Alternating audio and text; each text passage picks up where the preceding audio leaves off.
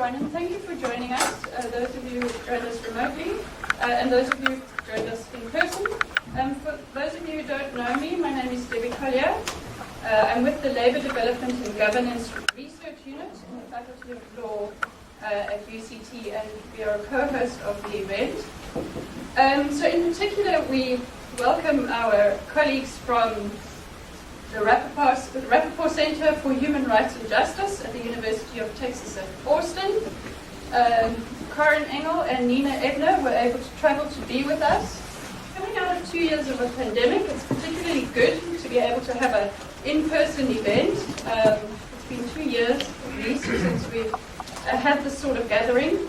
And it's the first time that we've added a hybrid element to that. So at least that is one benefit of the pandemic. We're pleased to have 3 of our panelists with us in person and very grateful to our other 2 panelists. I will leave the introduction of our panelists up to Dennis Davis, but thank you to our panelists who've made themselves available both virtually and in person. Before I hand over to Dennis, I would just like to say a little bit about our involvement from the UCT side and a little bit about this event. I was the head of department at the time. It was the 5th of January 2021, and I received an email from Dennis Davis getting me excited about an event and an opportunity for economists, sociologists, and labor lawyers at UCT to collaborate with colleagues at the Rapoport Center.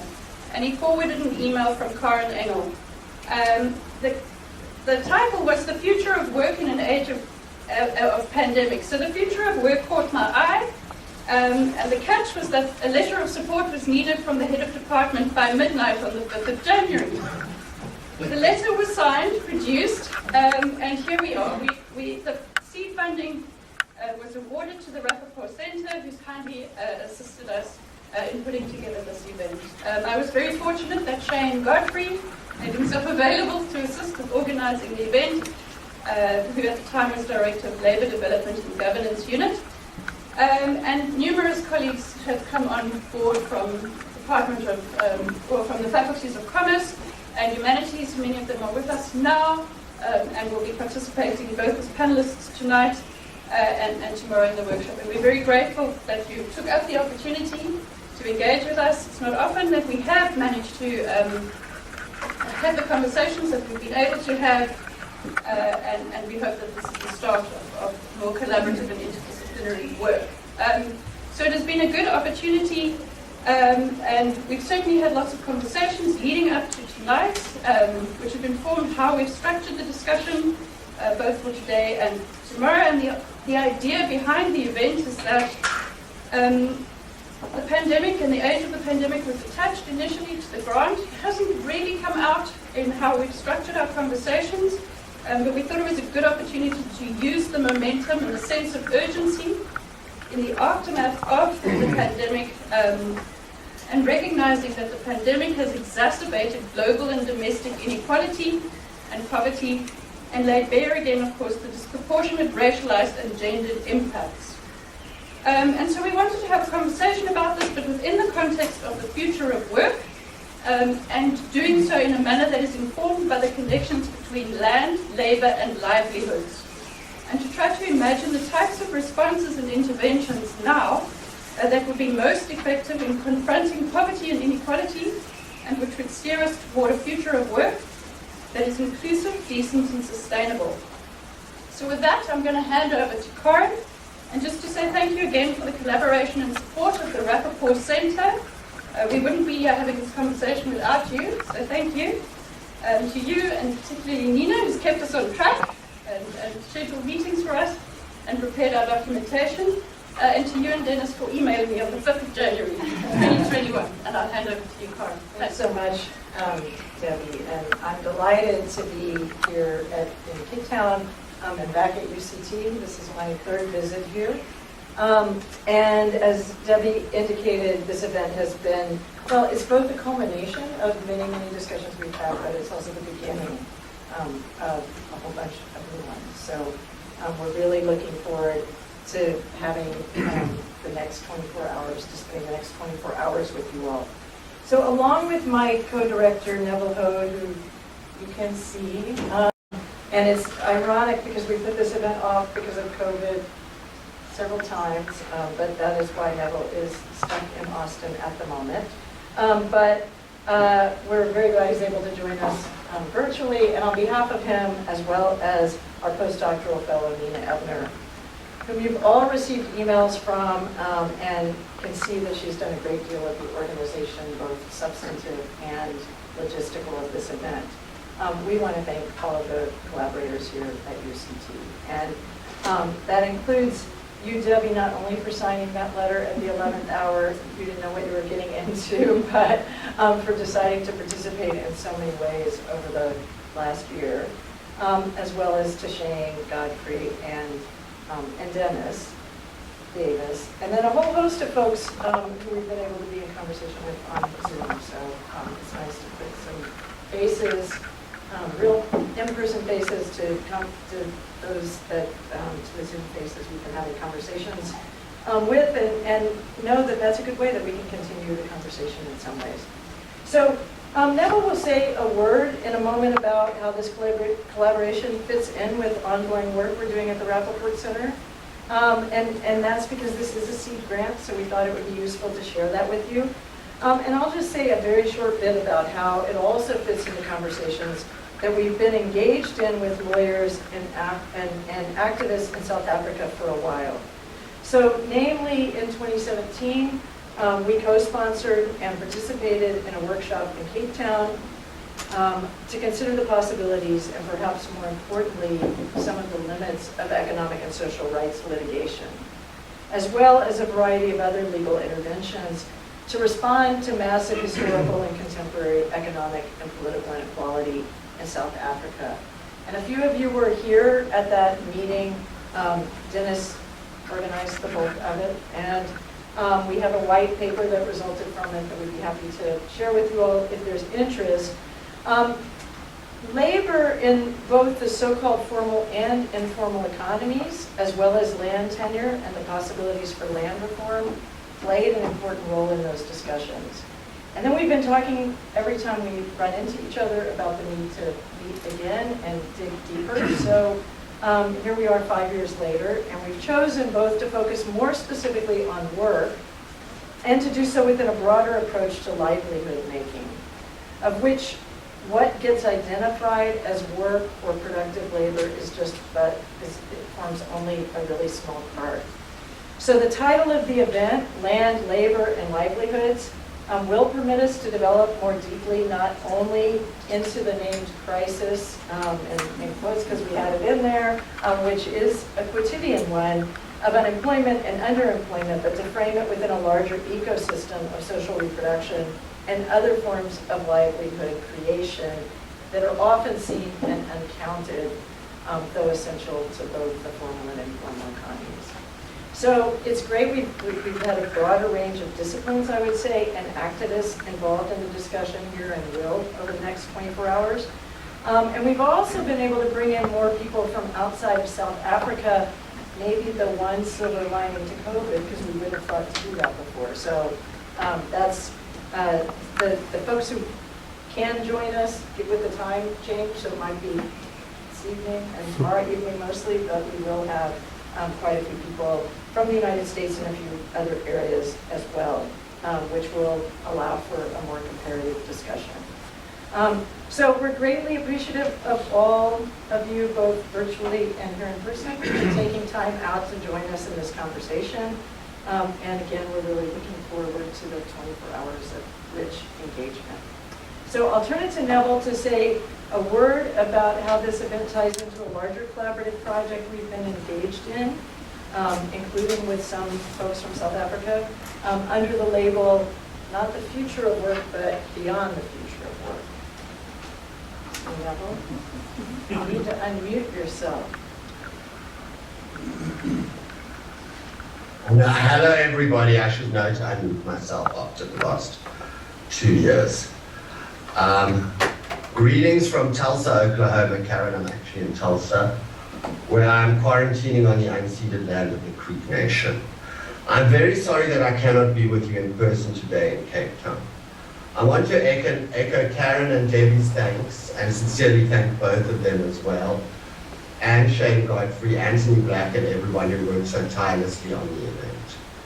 And I want to add an additional shout out to Nina Ebner, whose own work on labor and livelihoods on the Texas-Mexico borderland informs much of our thinking, and whose organizational labor has made so much of what will happen in the next 24 hours possible.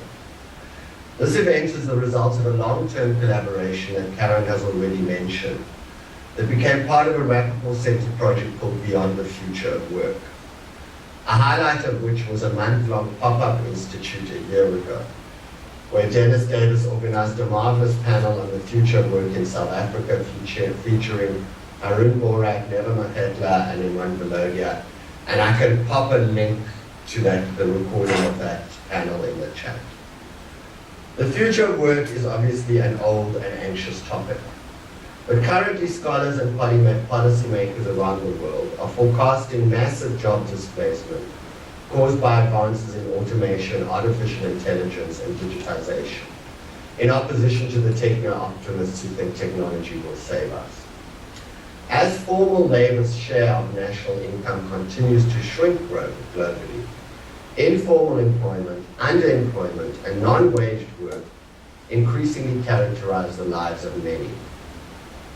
Silicon Valley tycoons, Marxist critics, and far-right populists have all predicted the end of work as we know it. But maybe what we thought of as normative work, organized around the formal workplace and the figure of the male breadwinner, ended a while ago, and for many of the world's workers never was. Still, the language of crisis is pervasive. South Africa, with a Gini coefficient that hovers around 63, is one of the most unequal countries in the world. Since its democratization in 1994, poverty levels have decreased only moderately, while inequality has increased drastically. The World Bank estimates that the overall loss in South Africa's Human Development Index due to inequality is 34.7%. At the start of 2020, the narrow unemployment rate for the country was 30.8%. This dire situation has only worsened as a result of the consequences of COVID-19. The number of employed people has dropped by at least 16%. Further, Statistics South Africa estimated that in fact only 37.5% of the working age population is presently employed, and revised numbers could be worse. Okay, that's the cheerful backdrop.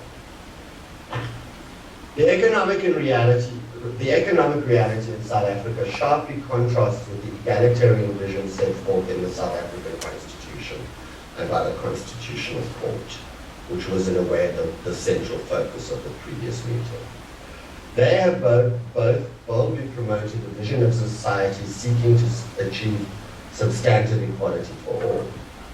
To achieve this vision, the Constitution guarantees economic and social rights, redistribution and restitution. Yet many other areas of law and politics have prevented this vision from becoming a reality. The South African case demonstrates that public law alone cannot transform many decades of racialized, gendered, and neocolonial economic and political domination. A new political economy is called for, though of course it's easy to call for it, it's very difficult to imagine how it might be instituted. The aim of this event is broadly comparative. South Africa is obviously a singular place, but it is embedded in a global economy that distributes value in radically unequal ways. South Africa has strong centralized national legal labor protections, but these, while necessary, have proved insufficient in ensuring adequate and sustainable distribution for all its citizens. And labor organizing in an era of global supply chains is proving a massive challenge. Paradoxically, like many countries in the global south, South Africa is further along in the neoliberal trajectory with its drastically unequal outcome than parts of the global north. What and how can we learn from each other? I now hand things over to a person who really needs no introduction and who has thought about and fought for the causes of economic justice longer and harder than most. Dennis, it's all yours. Thank you very much. Just a couple of introductory remarks and then we'll start our conversation. In 2017, we did have and I think it was in 2018, I can't remember now, I'm going to see now, but there were two events that took place, courtesy of Rapoport Center and UCT. And I know Mike was there, I can't remember Rune was there, I think he was, into Alia. And the idea was not so much to talk then about socioeconomic rights. It was really much to talk about there's an idea that Karen's colleague, when fallback had raised recently, which was, could you actually conceive of the constitution of South Africa dictating a different form of economic policy? In other words, in short, the government was never taking the view of saying, well, if you're going to have socioeconomic rights like right to health, to housing, etc., let's start there. They seem to start with corruption and then they kind of work their way through.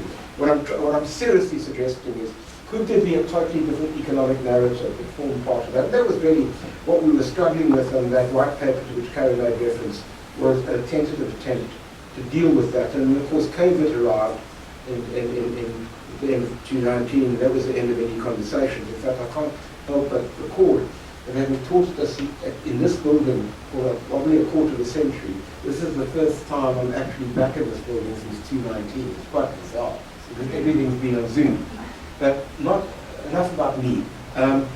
We're having this entire conference of labour, land and livelihood crisis, in a sense, we thought that perhaps we have an icebreaker and have some really distinguished people giving their views in a broad sense of the particular conundrum. Slightly driving up to the university today, I heard on the radio that President Ramaphosa, had said that apparently 46% of our population is reliant on social grants. It's an extraordinary figure. And we know that the official unemployment rates are even higher than that. So we are really in a serious crisis, and I'm particularly fascinated about the sort of reactions I'm going to get from people in the panel. I'm going to introduce them in a moment. The modus operandi, after a huge amount of instructions that I've received from everybody, is that each panelist is free to speak for between 7 to 10 minutes. I'll try to pick up some themes, if any, that I can, and I'd be very interested in comments, observations, etc., from people in the room as well as people on the Zoom call. But let me introduce firstly the three people in the room. First is Eddie Webster, a distinguished research professor in the Southern Center for Inequality Studies at Wits, which frankly says very little about unbelievably distinguished career, Eddie, and the fact that I regard you as a rabbi of mine when it comes, as far as me as a Jew, as a rabbi of mine when it comes to questions of actually a whole range of issue of labor, sociology, theory, or as Mike Morris would say, theory of state. And I mean, it just, it's almost impossible to capture in a couple of times just extraordinary contribution that you've made. But at the moment, of course, what is particularly interesting to me is the work that you've done through the Southern Center. As I indicated to you, I was particularly fascinated by stuff that came across my desk that I read and I've taught quite often, dealing with the question of precarious work and organisation, the research that you did in East Rand. There's so much more to your contribution, but I think it's not totally relevant. Then there's Pat Horn, who again, you say what the people do doesn't capture very much. Labour activist, founder of StreetNet International, and coordinator for the collective bargaining women in informal employment, globalising and organising. But I mean, again, what I love about Pat is we've got so many Johnny-come-latelys in this country. So it's so wonderful to meet somebody who's had just a consistent commitment to progressive organising and politics. Again, I think someone who is totally unheralded, frankly, if you don't mind me saying so. And also I'm quite scared of, because when I interviewed her some years ago, I think it was a South African Labour Bulletin event, and I was moderating it like this, and I asked a question, and she told me that it was a completely silly question. So I'm quite careful in relation.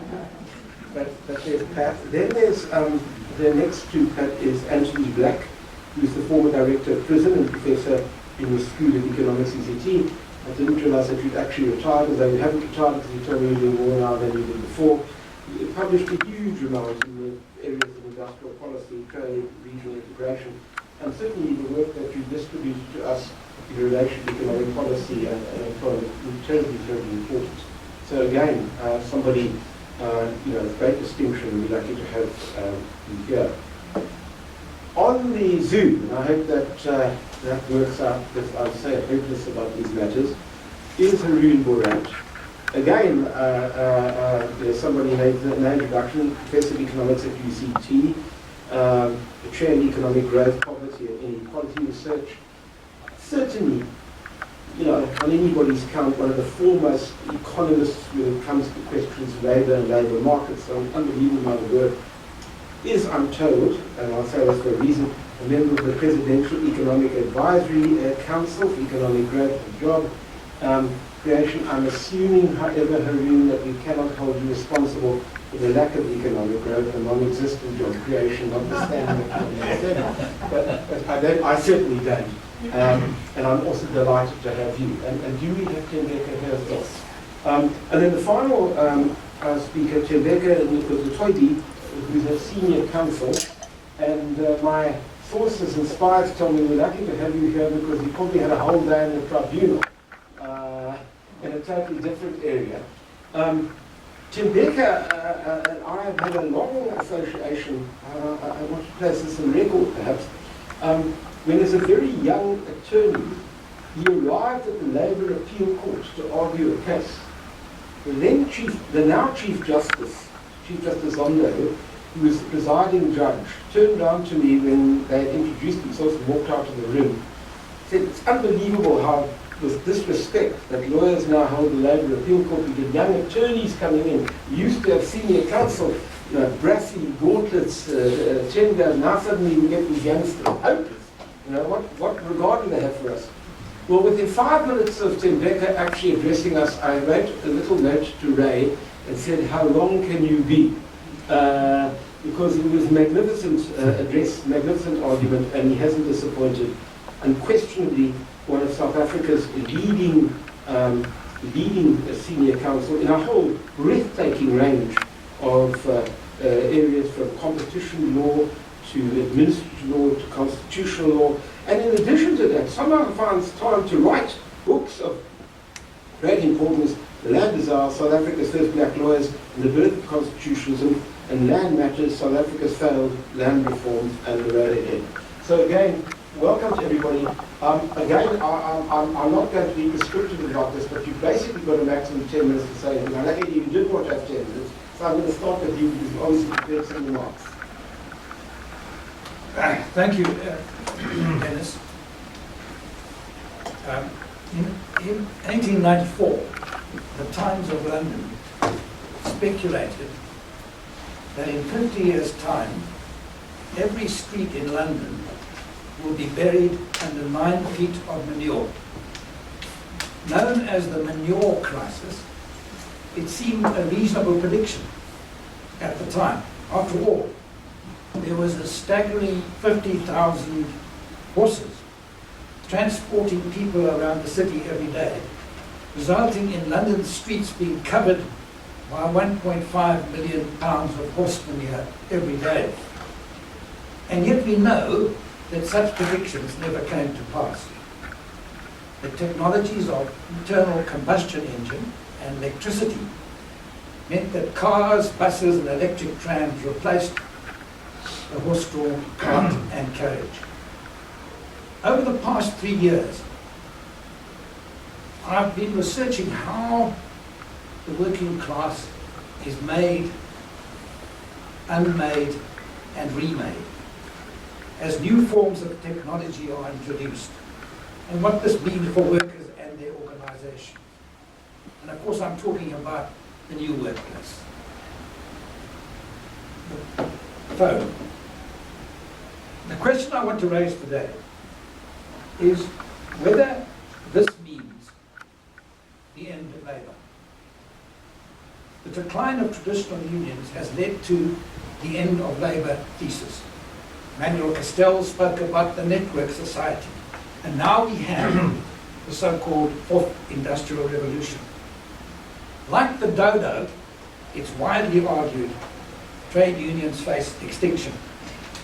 Deindustrialization and the growth of the service economy has led to a change in the composition of unions. Today, members are in the service economy, predominantly the public sector in Africa. The predictions of the end of labour are not new. Indeed, in 1936, in the US, experts predicted the end of labour. But as they were predicting the end of labour, the United States was to experience a massive upsurge in a new type of union, shop floor-based industrialism in the car plants of Detroit. It was not the end of labour, but in the end of a particular kind of union, the craft union. What had happened is that the rise of Fordism, the workplace was being transformed by the emergence of a new kind of workers, the semi-skilled machine operator, and a new kind of worker organization, the industrial union. I want to identify 3 responses by labour to this new phase of accumulation, the age of globalization and digitalization. The first is what you could call dualization. Here, established unions only organize one section of the workforce, the workers who have stable, permanent jobs, and ignore the growing number of precarious workers. What I see emerging in each workplace is that over recent decades, capital has been able to effectively recreate its dualistic system of labour control, which was the bedrock of the factory regime under Apartheid. In other words, capital has returned to a factory regime based on one group of workers who are afforded collective bargaining rights and despotic control for another group. Unions have responded by defending the interests of only their own members, which is reminiscent of the approach taken by the white craft unions under Apartheid, which I studied many years ago. In some ways, it seems as if we are going back to that Apartheid workplace regime. The second response to the challenge of globalization and digitalization is what could be called substitutionism. Employers and workers are experimenting with new ways of giving workers a voice, but they are not membership-based trade unions.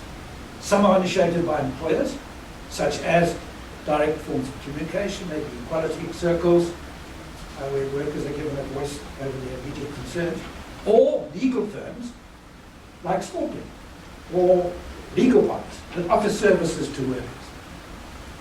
Or, I might add, the labour desk of the EFF. Other initiatives have come from organisations that are sympathetic to workers. Worker centres in the United States, for example. Labour League NGOs, such as the Casual Workers Advice Office. Human rights activists or labour advocacy groups. These are responses that could lead to some form of organisation. So that's my second. The third response is that unions successfully revitalised. Now, in my search in Africa, I came across, and what I was looking for was unions that encouraged to innovate and experiment new forms of association, use digital tools, and broaden unions, reach through coalition building with other civil society organisations.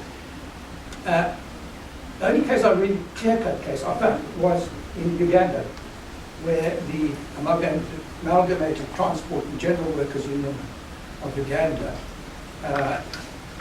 by reframing the informal workers, these are guys on motorbikes, I call them border drivers, as workers, defining them as workers, and therefore potential union members, they were able to expand their union from a declining 3,000 members to 100,000 members, and including opportunities for women riders and drivers. However, this case, my third case, illustrates that it's the revitalization of a traditional union through crossing the divide between the formal and informal workers. Our research points in the direction of the fourth response. Here, traditional trade unions are not revitalized, but instead new workers are experimenting with new forms of power and hybrid forms of organization. They could be street traders, or casual factory workers, or platform workers.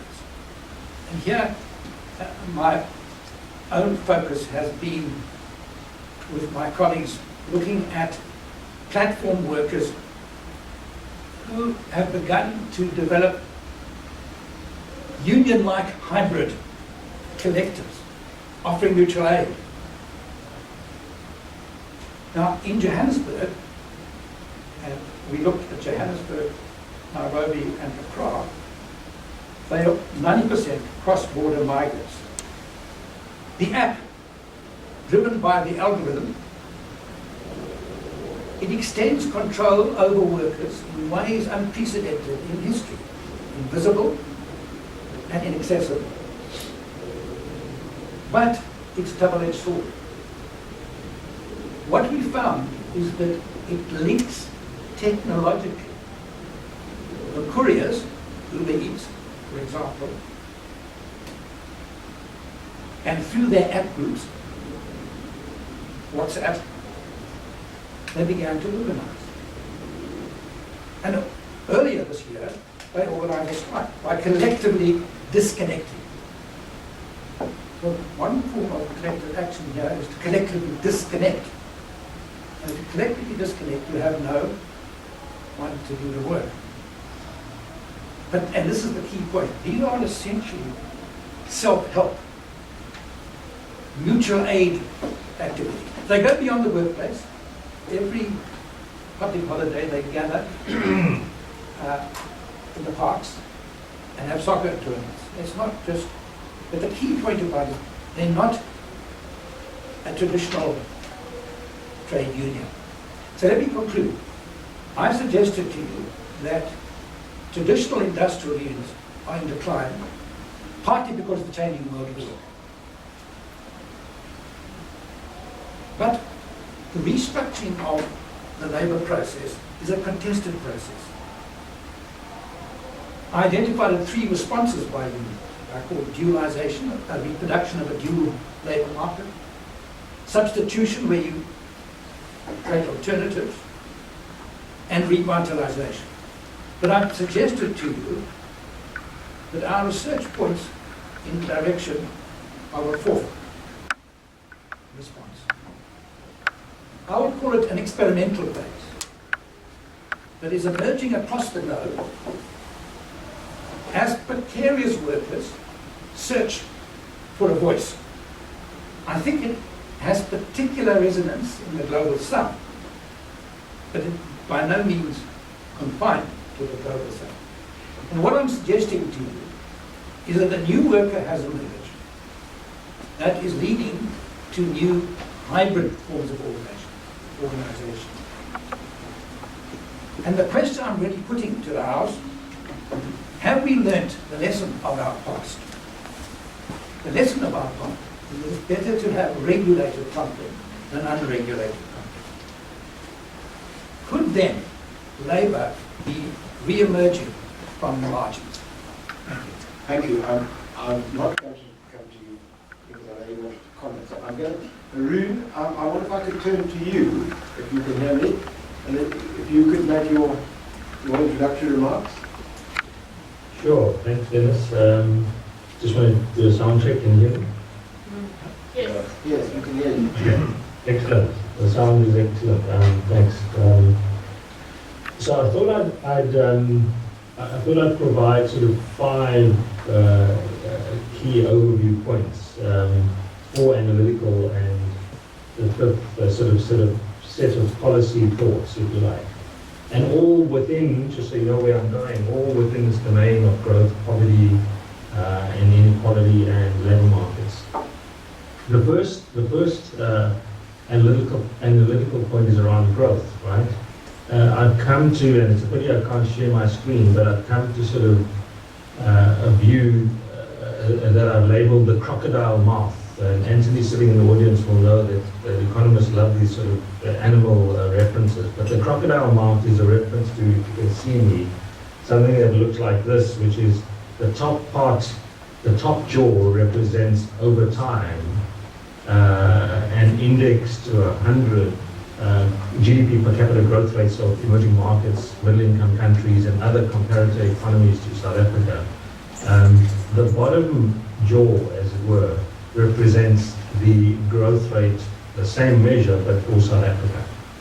And in essence, this crocodile jaw, if you like, with the bottom jaw representing South Africa's growth rate, is the core challenge that leads to all the others, right? It's the fact that over, and that's that period, over sort of 20 years, or you can take from 2000s, you could take from 1994, you can even go into the 80s, and you look at South Africa's average growth rates relative to emerging markets or any other comparator group. We sit at the bottom of that table. So we've grown just in specific terms at about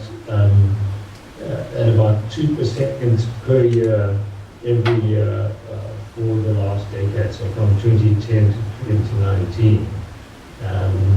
The average emerging market economy has grown by double, in some cases triple that value. So the original sin, if you like, and that's my first key point, is that we have been systematically unable to create sufficiently high levels of economic growth. Everything else flows from that in my view. So the idea that South Africa is, and I've said this before, the poster child for being a long-run economic growth track.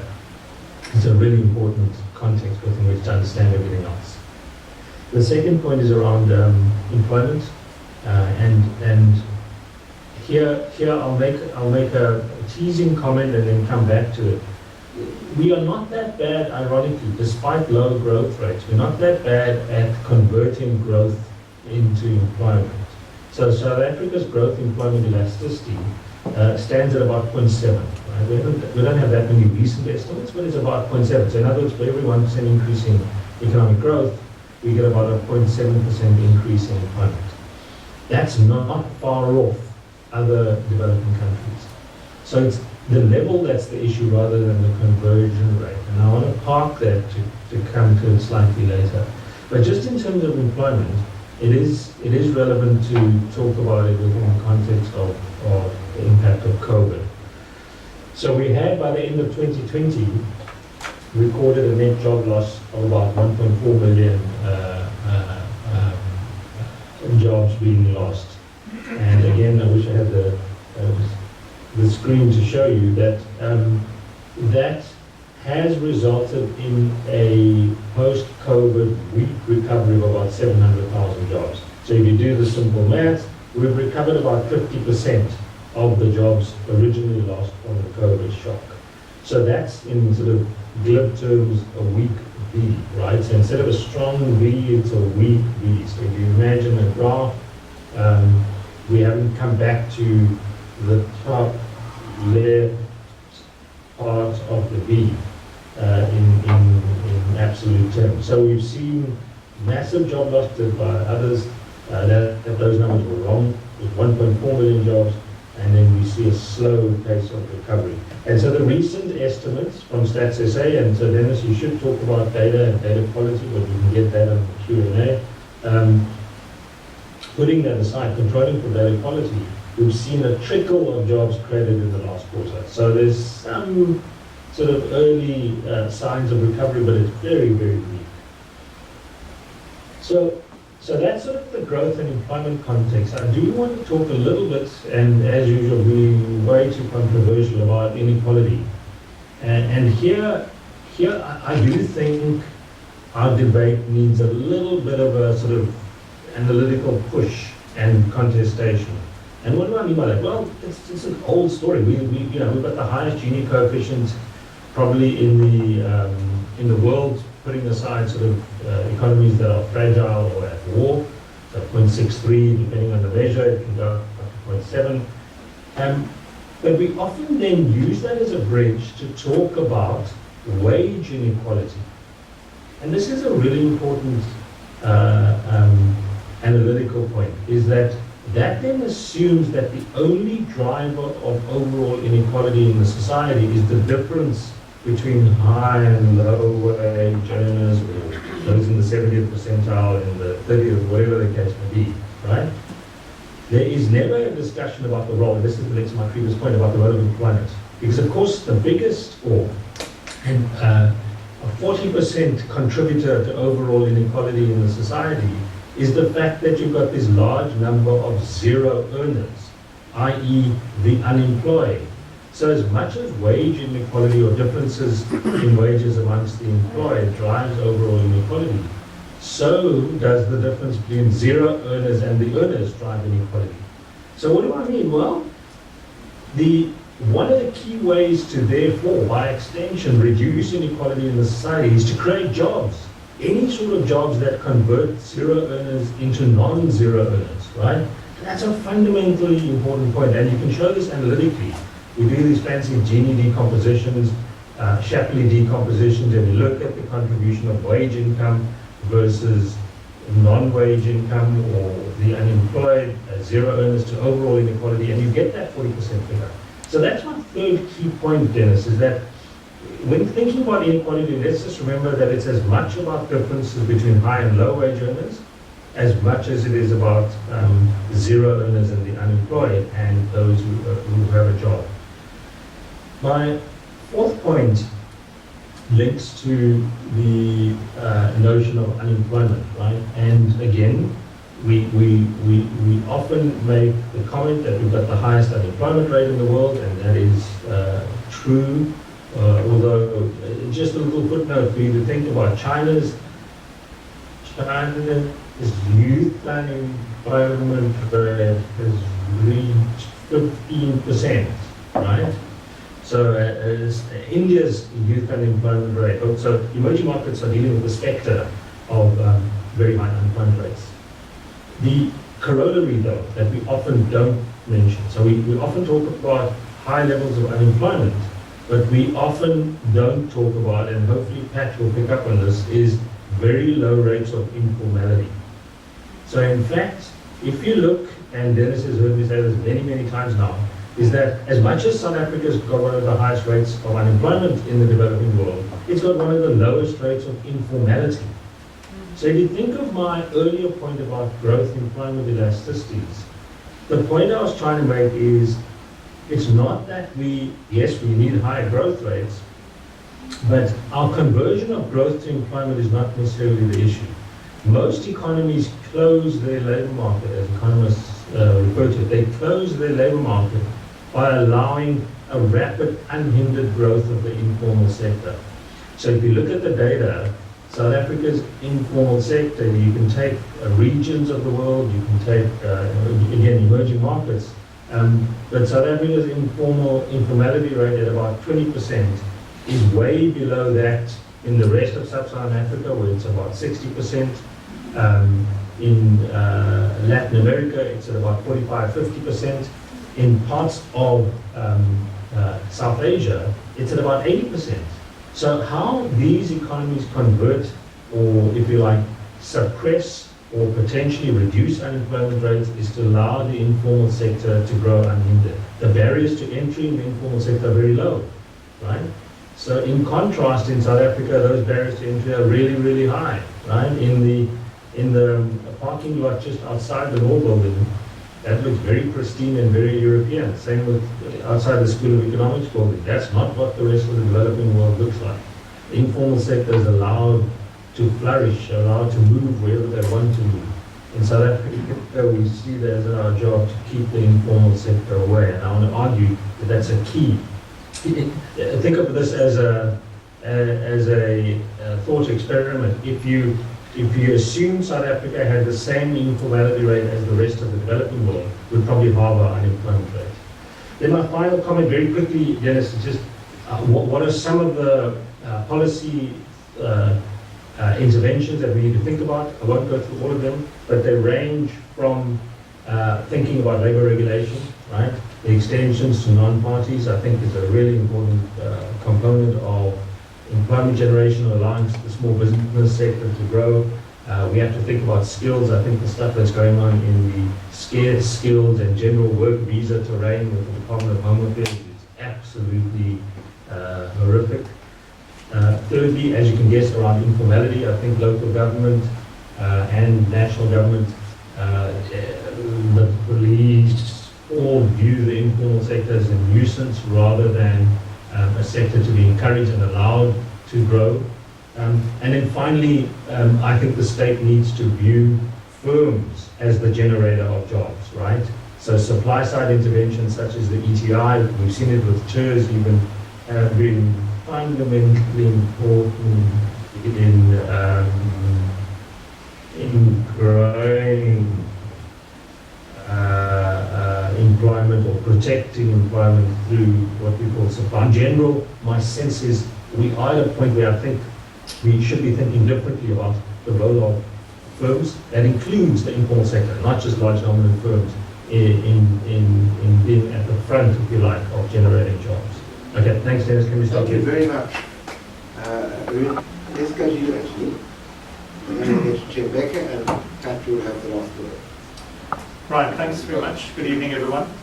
I thought I would talk about labour-intensive manufacturing because, of course, that has been in some successful globalizing countries has been a prime means of lifting millions out of poverty. Also, I think it touches on some of the themes of this workshop, of course, unemployment, work of women, informality, the women mentioned that, labour organisation, etc.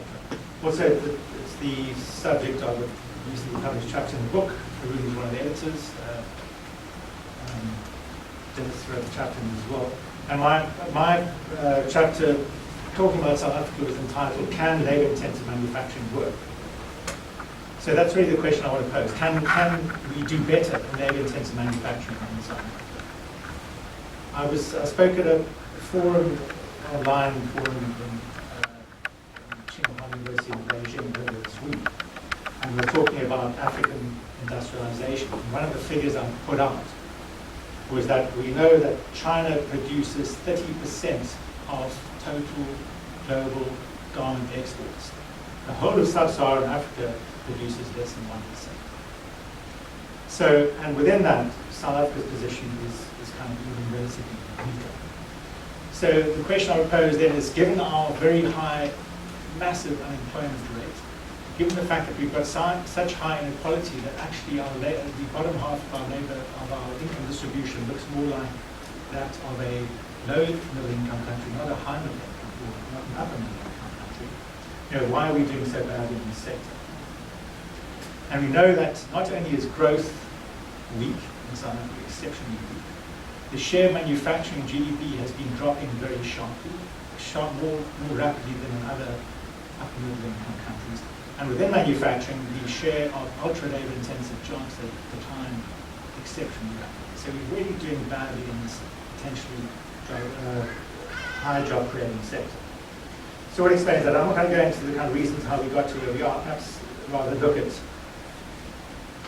what the potential way is forward. And I think government talks about the need for labor intensive employment, etc., etc. And I do take Haroon's point about the conversion rate is not that bad.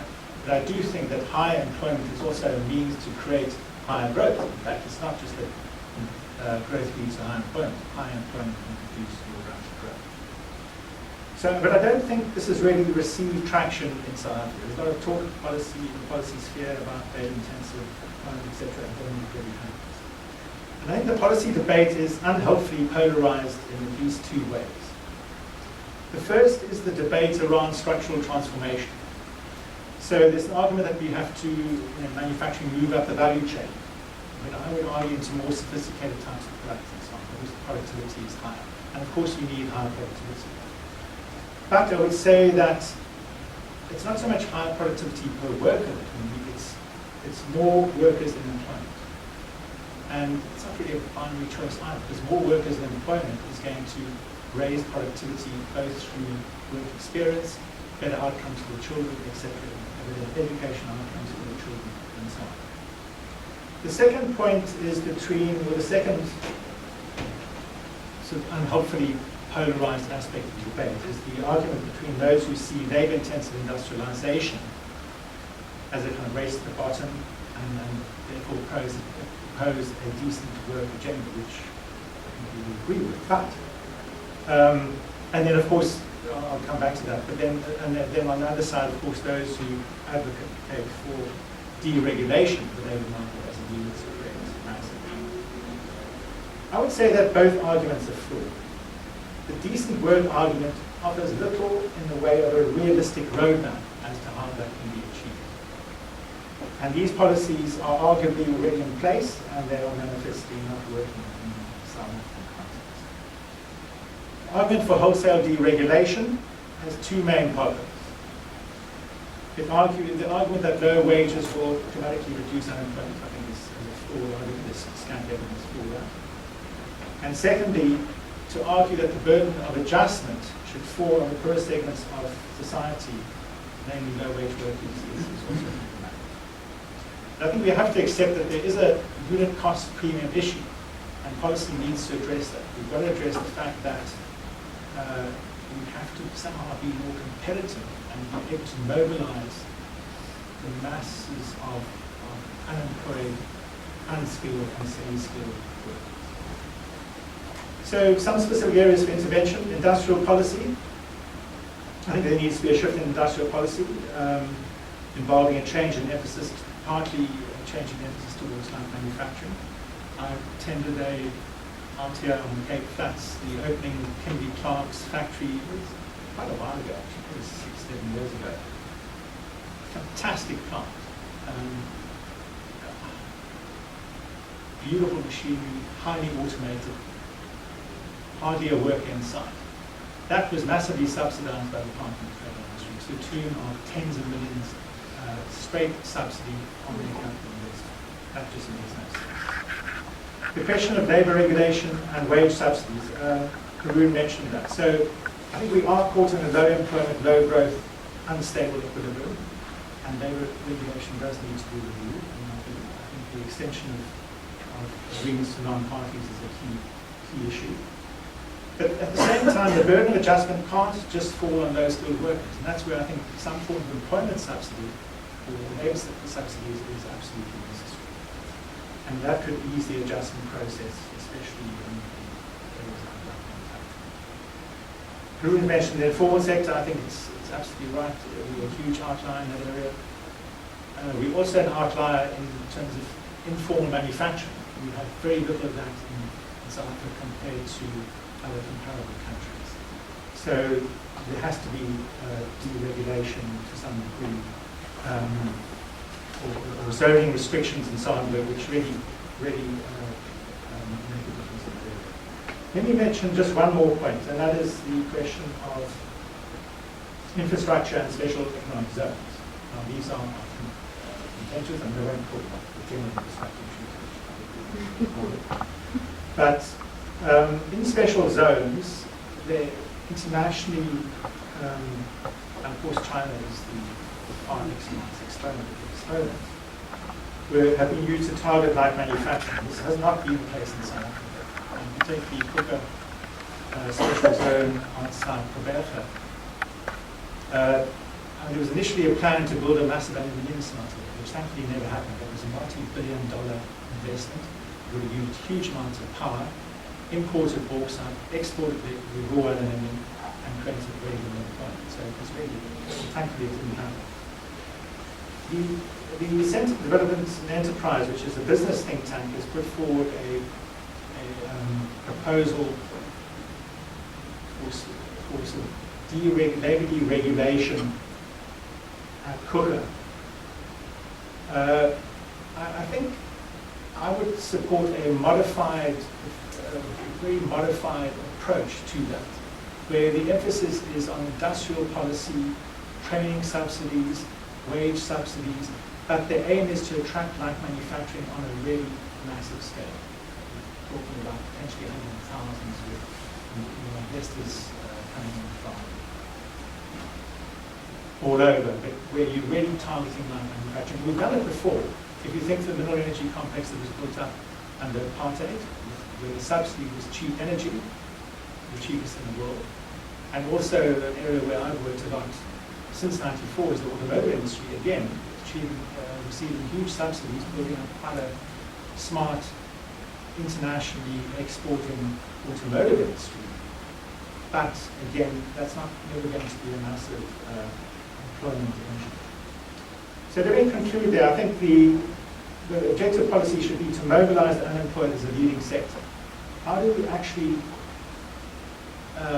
develop South Africa's latent comparative advantage in labor demanding activities? Because I think that's really where we've got to turn the problem on its head in a way and try and look at unemployment not so much as a problem, potentially even as an opportunity. Thanks, Anthony. Ted Baker?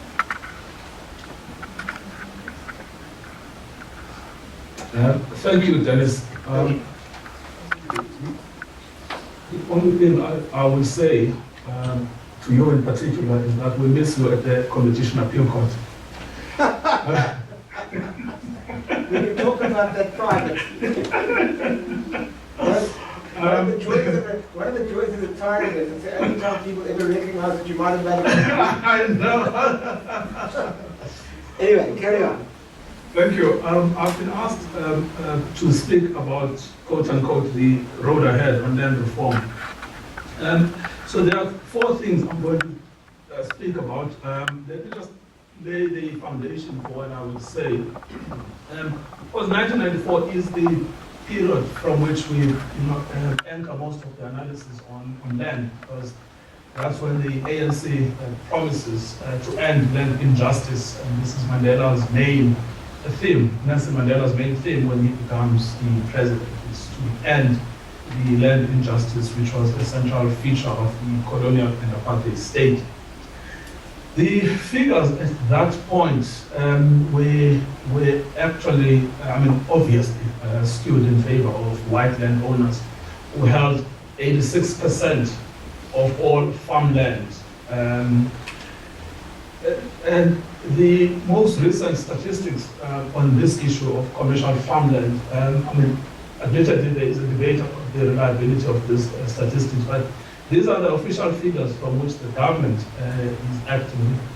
Conducted a land audit in 2017, which showed that 72% of agricultural land is held by whites, and Africans hold only 4% of the commercial agricultural land. So if you then measure this against the 1994 picture, the difference has only been 13%. And yet, the amount of money that has gone into land reform has been astronomical. The figure that I have been working from is that the government has spent more than 60 billion rands on land reform. And most of that money has gone to pay white landowners, and very little has actually gone into the pockets and the hands of the landless, which essentially is a large African underclass.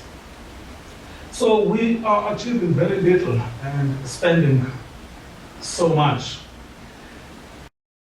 We understand that in the context also of the Constitution, Section 25, which is the so-called property clause, but certainly one of the most ambitious and transformative property clauses around the world. And we understand that also in the context of a legislative framework, which is also praised across the world as one of the more progressive legislative frameworks. Then we can ask, rightfully, why do we have a pro-poor legal policy framework, and yet it is producing anti-poor outcomes?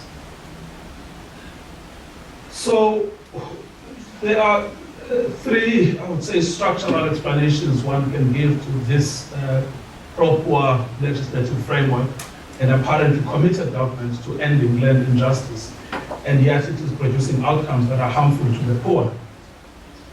The one is a policy choice to focus the energies of the state on restitution. And restitution as distinguishable from the other levels of land reform, which is a policy that focuses mainly on returning land or rights to land to people that were dispossessed of land or rights in land with effect from the 19th of June 1913. So that's the focus of the restitution policy for descendants of those people. That policy has its inherent limits. It was intended to resolve the problem of forced removals, and the numbers of people that were forcibly removed from land from 1913 by 1985, the numbers I saw were that there were only 6 million people that were actual victims of forced removals. So its potential as an engine of transformation in land reforms was constrained from the beginning. And quite apart from the fact that it has been incredibly mismanaged by the government, but its structural design was constrained.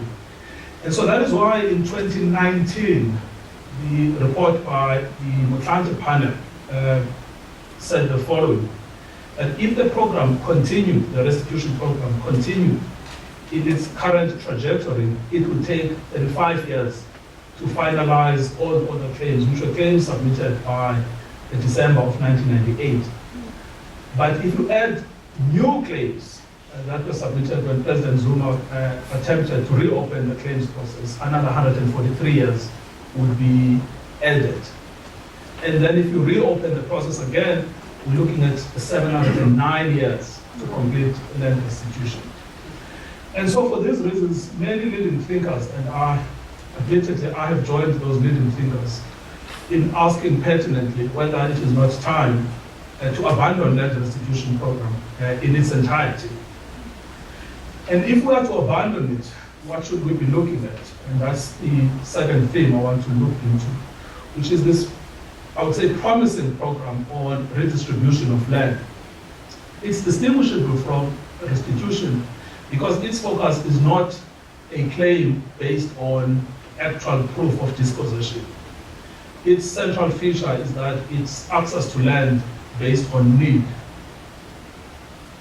But it too has inherent weaknesses in its architecture.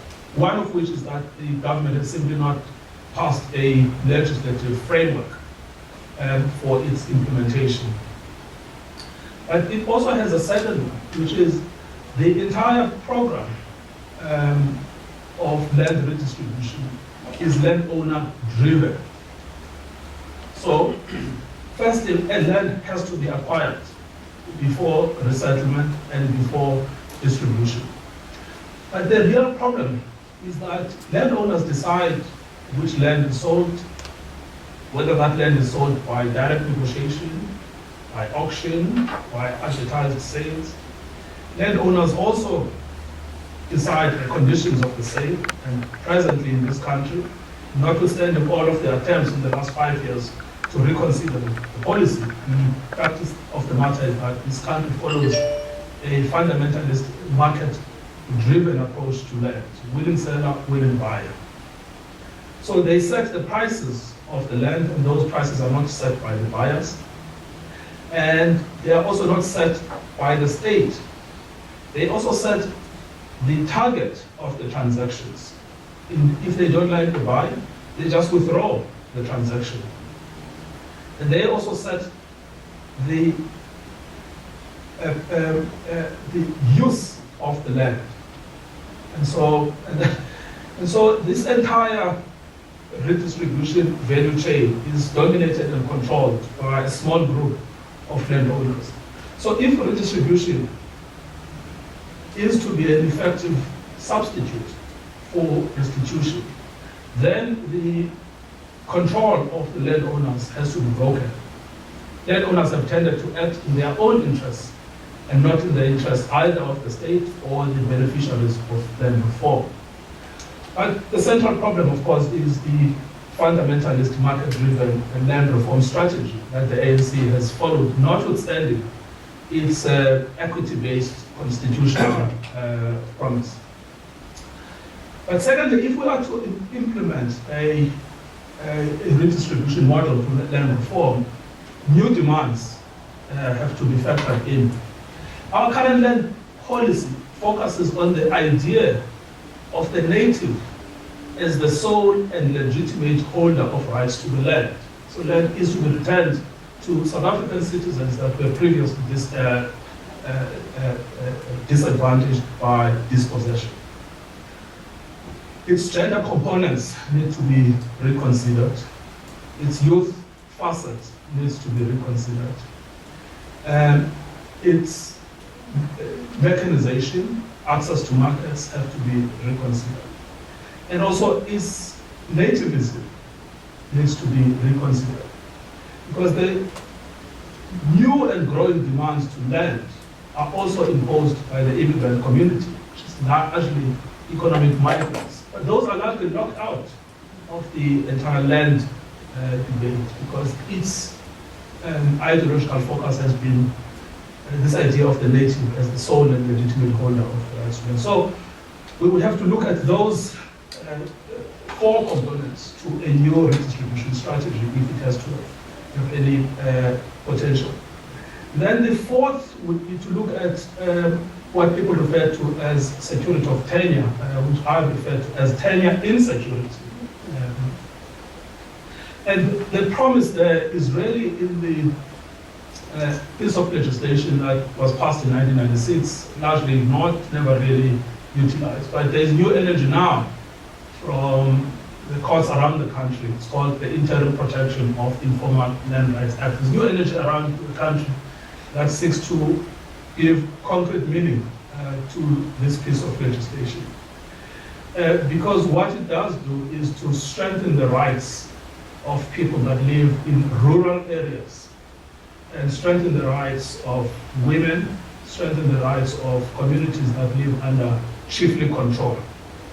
But as this legislation is tested, there's a counterforce. And this counterforce comprises a triad of the state, of the chiefs, and of the mining companies. And it is that triad of power, or the axis of power, that if we are to think seriously about the potential for strengthening of those rights and transforming them into tangible constitutional claims, one has to think seriously about this axis of power. And the fourth part of my talk is that actually the greatest threat to sustainable land reform has not been ideological choices, nor has it been legal choices. But what has happened in the last 10 years and perhaps 15 years has been a catastrophic decline in talent. Let me explore this a little bit. Mike Mlengan, the former DG in the Department of Agriculture, Land Reform and Rural Development, resigned in 2020. And when he resigned, he said he was resigning because of ongoing large-scale and widespread inefficiencies at all levels within the Agriculture Department. And he referred to an absolute lack of service delivery knowledge and work ethic at all levels within the Agriculture Department. Now, this was not a new view or a surprising view. In 2013 already, Ben Cousins had cited what he referred to as the inability of land reform officials to engage in planning to support the productive use of transferred land or to critically assess the plans drawn up for beneficiaries by consultants. What this meant is that land reform officials couldn't read the documents drafted by the consultants that they had appointed. And he cited this as one of the two key reasons for the overall failure in land reform. Last year in May, the Minister of Land Reform, the current Minister, Dizi, admitted that we have, in large measure, in the state, individuals who do not have the requisite skills to undertake land reform. And then he said it was clear to her that investigations conducted by their officials were arbitrary. Allocations in land have been made at district and provincial level with absolute disregard to basic rules and policies.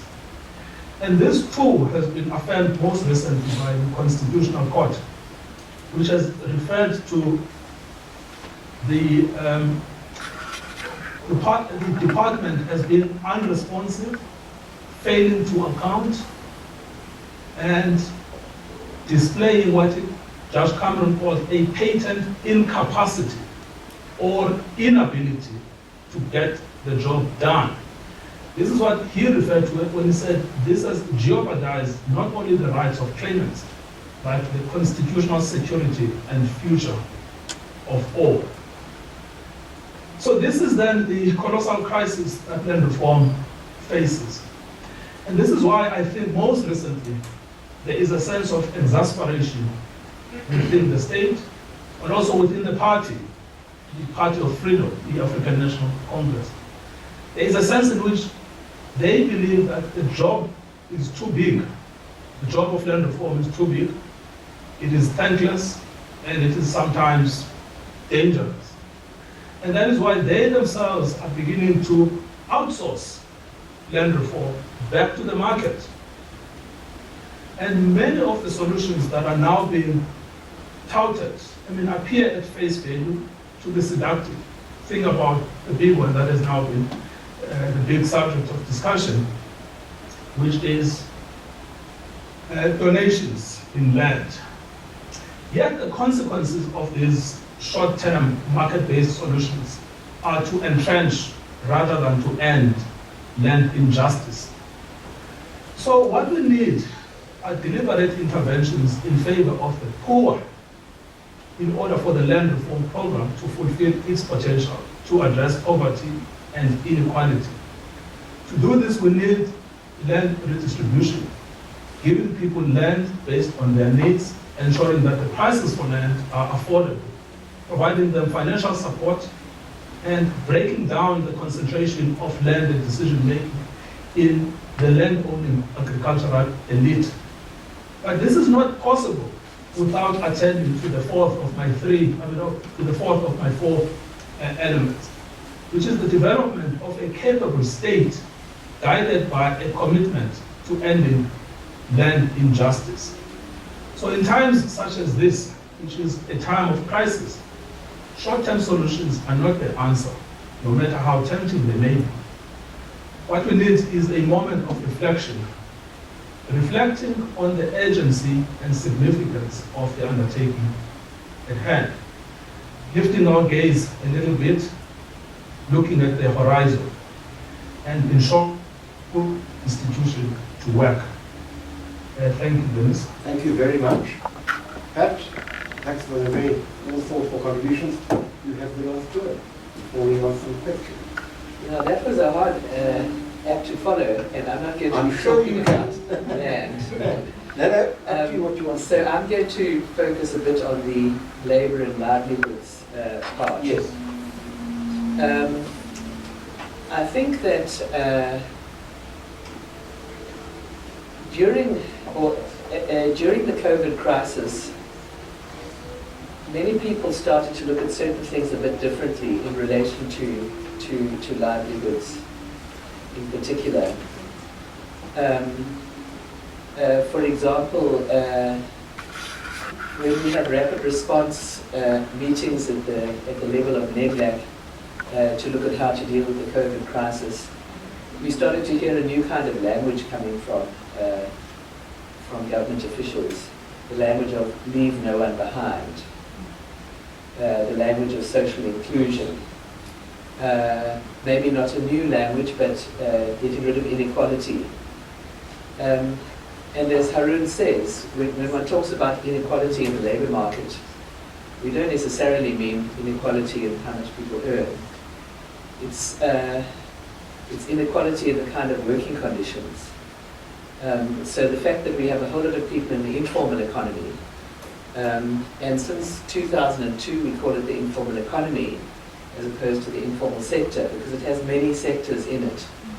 There's the retail sector, people like street traders. There's waste pickers in the recycling sector. There's the transport sector, the people that Eddie was talking about, border drivers and so on, our minibus taxi drivers. So there are many sectors in the informal economy, and the way that the ILO broadly defines that is, so the workers in the informal economy are workers who are not covered or they're inadequately covered by laws and policies. So that includes people who work for others in very precarious conditions, with no job security, no social protection, etc. And then it includes the whole raft of what is called own account workers. Now, own account workers are the people that nobody's learned how to make policies about, well, certainly not in South Africa. I won't say nobody, because there are some governments that have. But in 2002, when there was a discussion about decent work in the informal economy, and Anthony, I don't know what you meant when you talked about the decent work argument. I'm suspecting that you didn't mean the same as when we talk about it in an ILO sense, where the decent work has got, it's not about the level of wages. It's got 4 pillars. It's rights to be treated equally at work in a non-discriminatory way.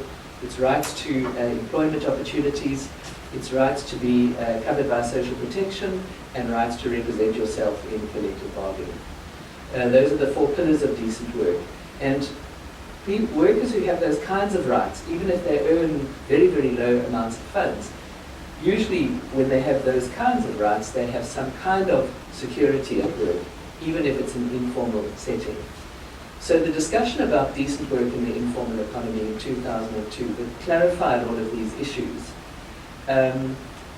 is the one where the concept of own account workers was kind of clearly identified as something which is different from entrepreneurs and different from employers. And because own account workers are people who do not have an employment relationship, but they do have a relationship of economic dependence on somebody or some entity. So street traders have a relationship of economic dependence on municipalities on whose land they are working. Waste pickers have a relationship of economic dependence on the people that they sell their waste materials to. So there's a relationship of economic dependence, somebody who has a stronger position, but it's not necessarily on an employer. And what the whole world of work has struggled to do is to find ways of regulating the rights of those kinds of workers. Now, during the course of COVID, those kinds of workers are the ones who, at the end of the first lockdowns of COVID, were the ones who were able to get themselves back to work faster and with less capital than businesses that had collapsed. And there was some recognition of this generally in the kind of statements that we had, but not too much protection for those kinds of workers, because those were the kind of workers who never managed to get their relief funds. They never managed to get the special savings deals that they were supposed to get. They tried their best, but they just gave up and went back to work. While the formal sector workers were going on strike to avoid going back to work because the conditions were not sanitary enough, the informal workers just needed to get back to work in order to earn their livelihoods. So, you know, this does come onto Haroon's point about the informal economy. Personally, I've always had a problem with unemployment statistics.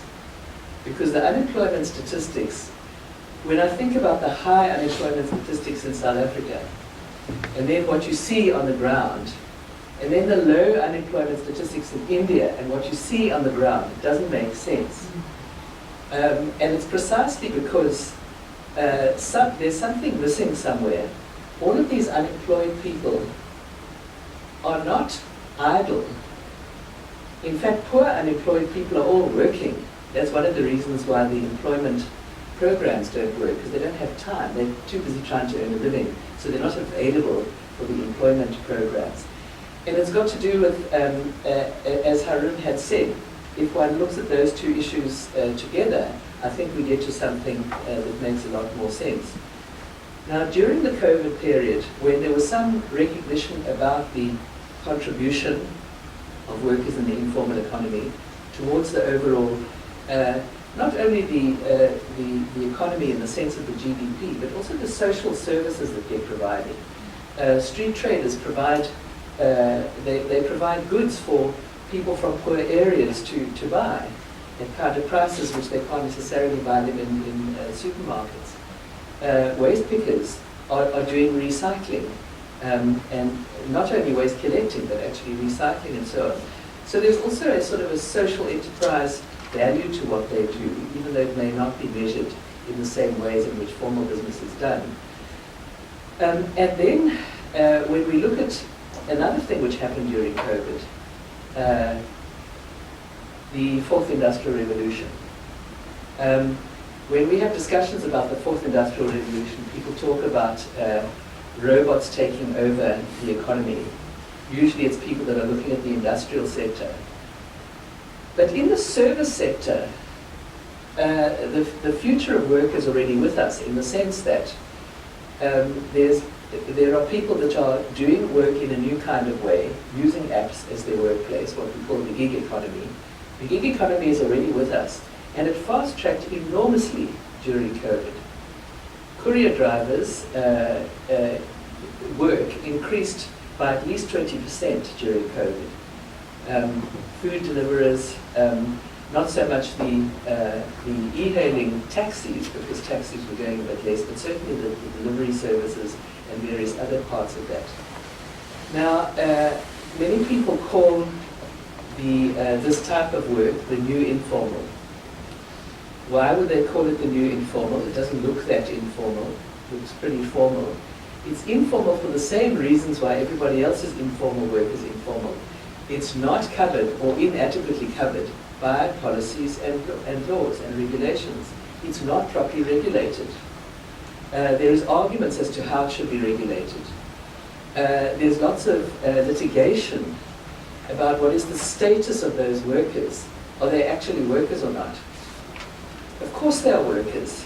They are de facto own account workers, maybe of a new type.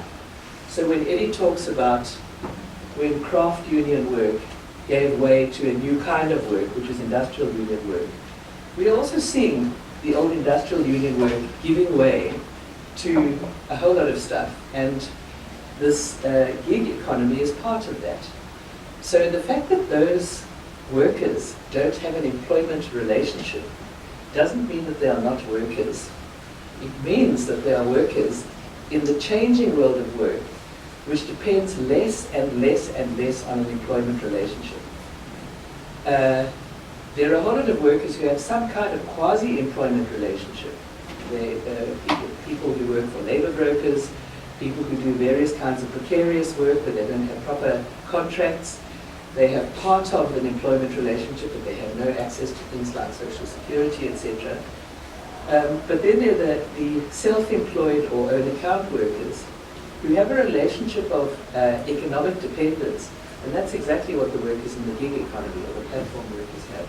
They have a relationship of economic dependence on an algorithm, on an app company that claims they are not their workers. And it's not an accident that so many of the litigation has been going in different directions, but many of the litigation has ruled in favor of app companies taking responsibility for those workers as if they were their workers.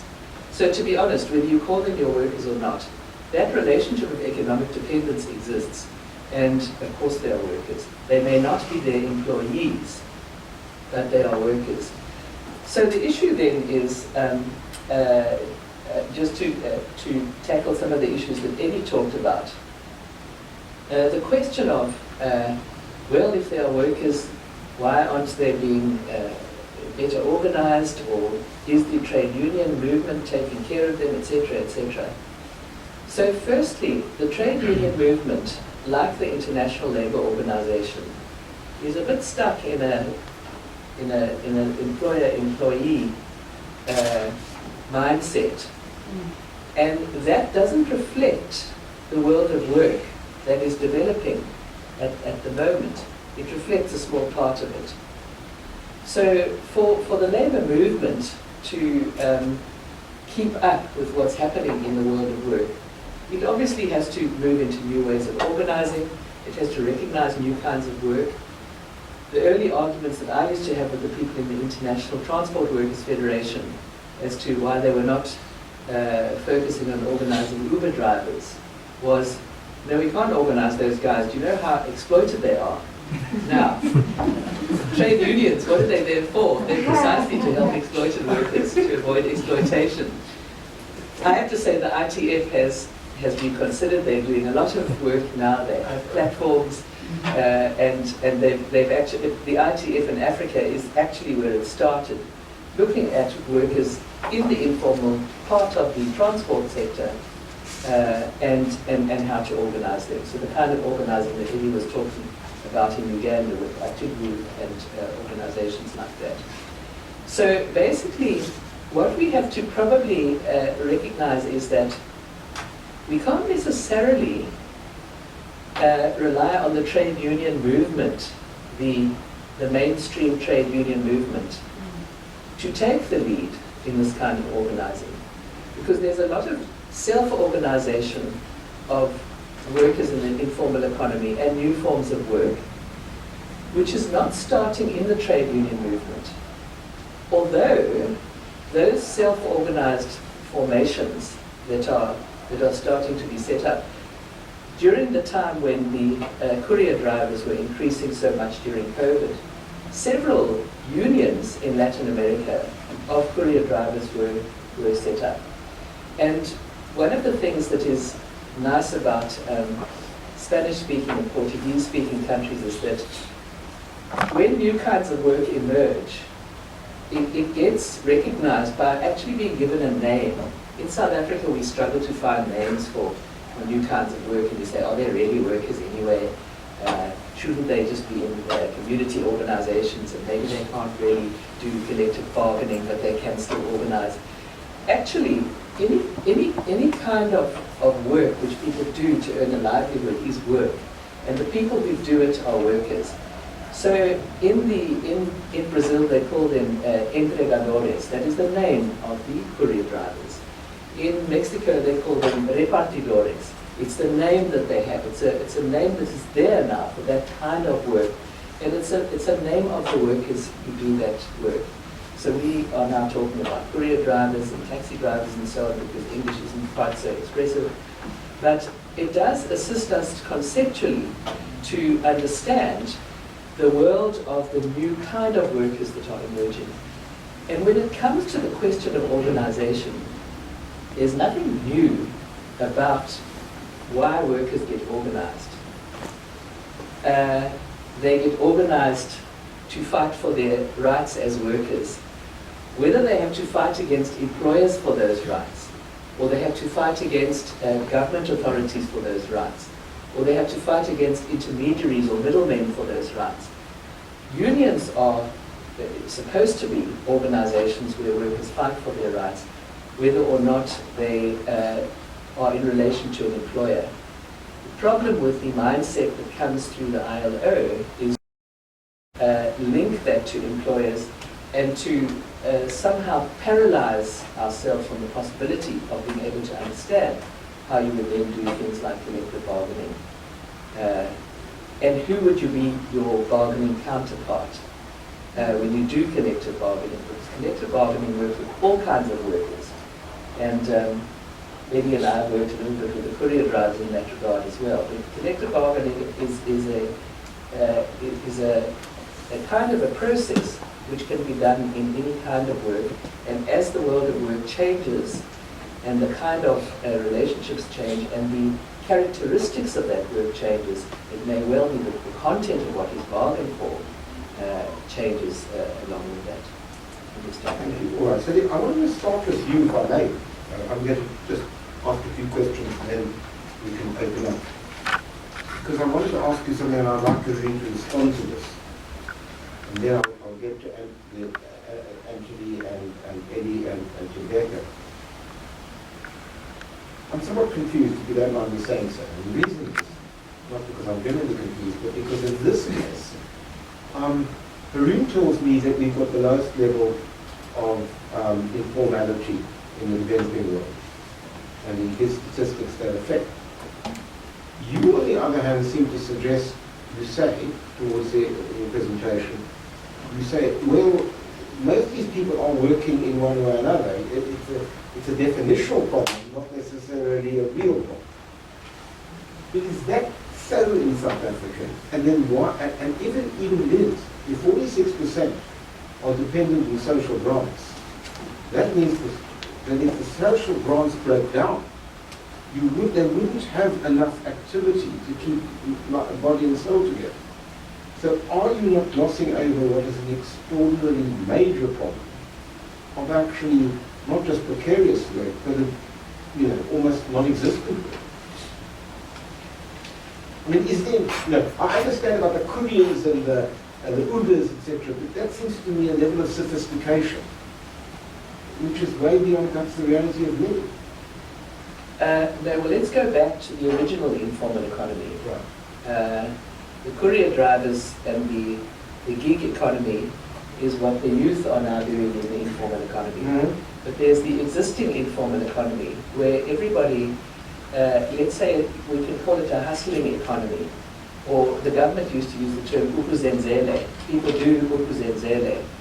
The problem is that there's a contradictory way of treating this kind of issue, because on the one hand, people are encouraged to start their own kinds of initiatives and their own kinds of work, and people do that. So a lot of self-employed people actually do that. Whether they are then counted in the stats as unemployed is another question. Let's leave the stats. I take your point about stats. Yes. Because I don't want to argue that, I accept that. But I'm talking conceptually. Is a rule right that in fact we don't have the level of vibrant informality that other countries may have? Well, we don't have it. It didn't grow as well as it did in other countries, although it's being encouraged to grow now. And the government has some sort of an idea about helping it to develop. If you look at what they're developing at the moment, or not very effectively, but what they're trying to do, they're developing things called Township economic policies. And what those Township economic policies purport to do is to encourage people to basically be able to start work without the kind of red tape that stops them the minute they start doing that. So basically it would mean many people creating their own employment and stopping to interfere with them creating their own employment. So the issue that we're hearing about now is... So do you agree with Anthony on that? Because he spoke about the fact that we don't allow people to say that they should be. I do agree on that. I do agree on that, because many people in the informal economy who keep on trying to get going get stopped by officials in the local government. So they would have to get some kind of coordination between local and national government. And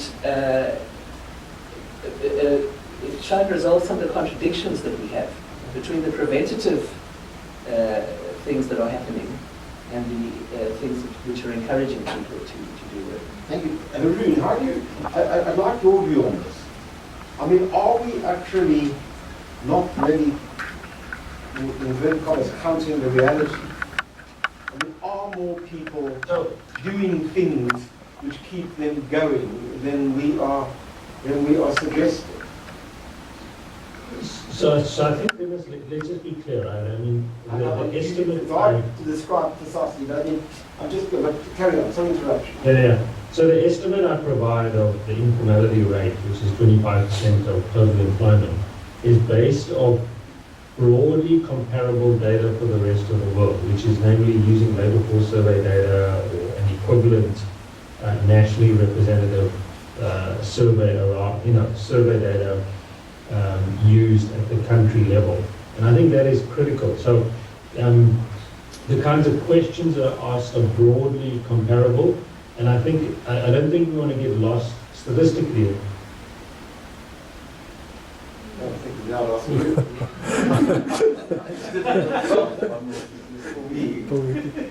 Yeah. Sorry, we missed you. Are you back? No, he's frozen.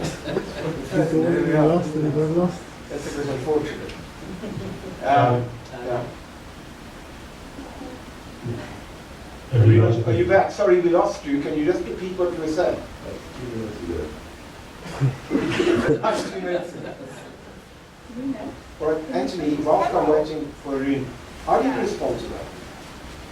Well, yeah, so I think Drew is right. I mean, the data is broadly comparable, it's difficult to measure, but I'm absolutely convinced that the informal sector in South Africa is, and you can actually see that just by simple observation if you go to other developing countries, is much smaller. I suppose what I'm guessing I'm trying to But get for obvious reasons. grasp on what it is. Pat says, you can't even get some of these grants on until you're working because people are actually doing things. Yeah, but I mean, Sorry, Arun, I'll come back to you. I've just got Anthony and I'll come back to your promise. and the township economy policies were mentioned, but that's part of the problem. I mean, to have that in township, that's not that helpful. Actually, the money's in the suburbs, and those are highly regulated. So I think there is need for deregulation in the suburbs rather than the townships, which are actually much less regulated anyway, de facto. So I think there's a big issue. And then obviously goes back to our histories, the spatial apartheid of cities is a massive factor. Just to get to town where there are opportunities to earn money rather than washing cars and some informal activity is too expensive. Arun, are you back? Yeah, I hope so. Sorry, well, if you could just repeat what you said. Somebody said 2 minutes ago, it's probably 4 minutes ago now, but if you could repeat what you said because we lost you. As you were about to say we were losing something, we lost you. Okay. So my broad. So I think I heard what Anthony was saying. I mean, in a sense, let's just be clear that across comparable data sets, we have a very low proportion of workers in the informal sector. I mean, it's patently clear. I don't want us to get into a debate that somehow we are not counting the informal sector. I think Anthony picked him up saying that it's visible, right? And it relates to Pat's point that there is a very strong spatial dimension. I frankly find the idea from government about township economies as incredibly paternalistic and just the wrong way to think about the informal sector. That there you go. Shut. Maybe I'll get to read back again. But I mean, how do you respond? I mean, your entire focus is that changing nature of work. You've got a relatively precarious work. And in fact, in the paper that I was, the summary of the paper that I was reading, you said, which is basically like the so-called, you said, faced by dramatic changes in the world of work, to automation and the so-called fourth industrial revolution, as well as a growing representational gap, traditional unions far to represent a growing number of precarious workers. Could the role of labour be revived in post-apartheid South Africa? Could organised labour across the divide, or its constituencies, include the growing number of precarious workers trading in our streets, working from home, or employed in short-term contracts by labour brokers? So I'm assuming that you think, one, that the precarious sector, I could put it using your term, is far more vibrant than others are giving credit for. That certainly is taken, I think, a view similar to yours. And can in fact labour organisation do the trick? Well, I think the emphasis of my point was that we're experimental. In other words, new forms of organisation are emerging that are different from traditional unions. But I think the central point is that these informal, from our research, They are organized already. I think that's the central, I mean, I was struck, the example I gave of revitalization of this Ugandan wooded right. They organized into associations and in this ambiguous position that Pat was emphasis was that Ireland has this binary. You're either an employer or an employee. I mean, what we're dealing with here is an ambiguous category of people. And the term that the ILO's come up with is dependent contractors. And, my Uber guys, well, they're obviously dependent through the app on these companies. So they're economically dependent. And the same thing happened with these couriers in Johannesburg, which, by the way, the fastest growing job in Johannesburg is these delivery guys. All over the city, particularly since the COVID-19. Think about it, they are also organized. I mean, that was a big surprise for me, The Brothers of Melville, Brothers of Melville, they basically Ugandan guys who come together through WhatsApp, and they are it could be a kind of Stockfell type thing, or when a body, when someone dies, which happens quite often, by the way, injured, they take the body back. So it's a mutual aid type. So it's a different kind of organization. Would this apply in the rural and urban areas, or is it particularly urban that you're talking about? Well, I think the couriers they're working on the app are essentially in the main urban cities, not wouldn't be operating in the urban. But can I on this question about the size of the informal economy. I mean, I did sort of comparisons with India and parts of the Transkei, and the big thing that I found is that, if I may use the old word, Transkei, Eastern Cape, if you go into a place, say Mumbai, I'm forgetting the name of the area, the slum area, people are making things. They're making bread, whatever, all sorts of activities, and they're connected through value chains, producing shoes for these footwear companies and so on. So there's a lot of economic activity. But you take a town, the villages, say Tottenham, which is the area I looked at, and people are not growing vegetables. They go to Boxer, which is the supermarket, and they buy their goods there. So my answer would be, have a look at the structure of capital. I think that's the key to your question. I think it's the nature. You've got a small number of companies that are dominating production, say bread. And that sort of gap in the market in India allows them to do that. Just out of interest, as you talk about the structure of capital, how do you respond to Tembeka's point that you can't get proper land reform because of this evil kind of conspiracy between the mining houses, the state, and the chiefs?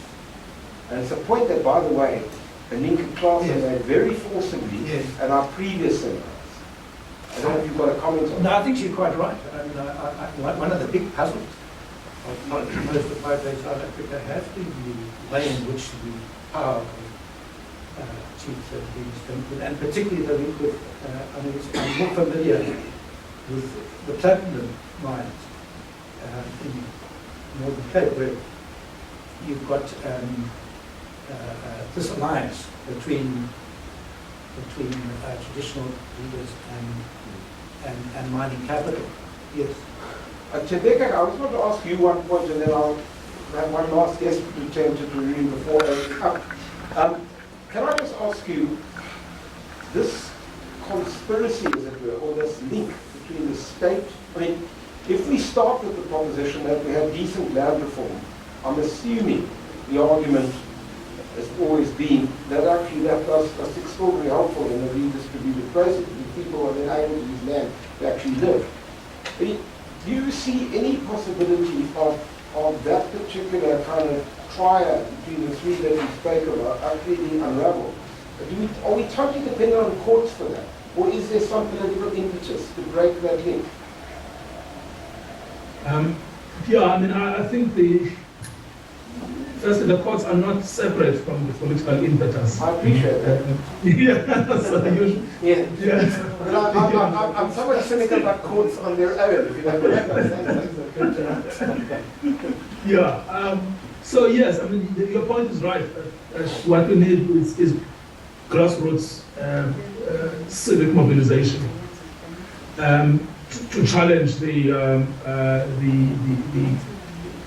excess of chiefs, state, and mining company. Talking about the role of the courts, in the last 3 months, perhaps 4, well, no, actually, since November, so that's now 7. Most of the work that has been done in that area, standing up against Shell, standing up against the company from Australia in the Western Cape, Spatial.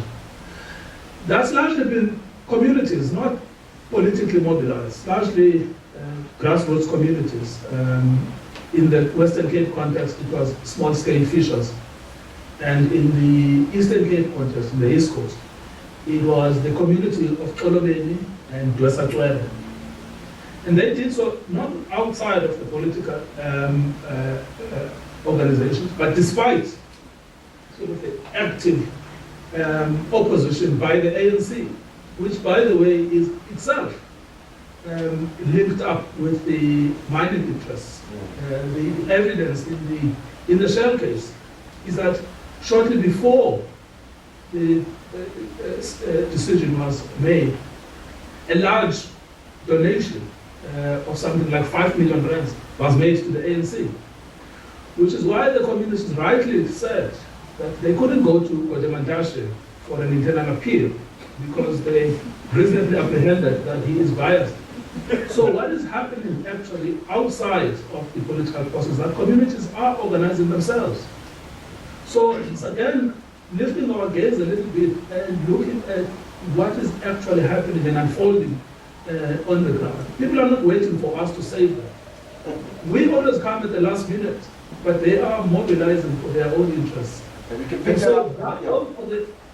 yes, so those are the initiatives that require sort of the professional classes to support, but they are happening on the ground. There are lots of other questions I'll ask. Aruna, I'm going to give you one final chance if you are back with us, because you seem to be.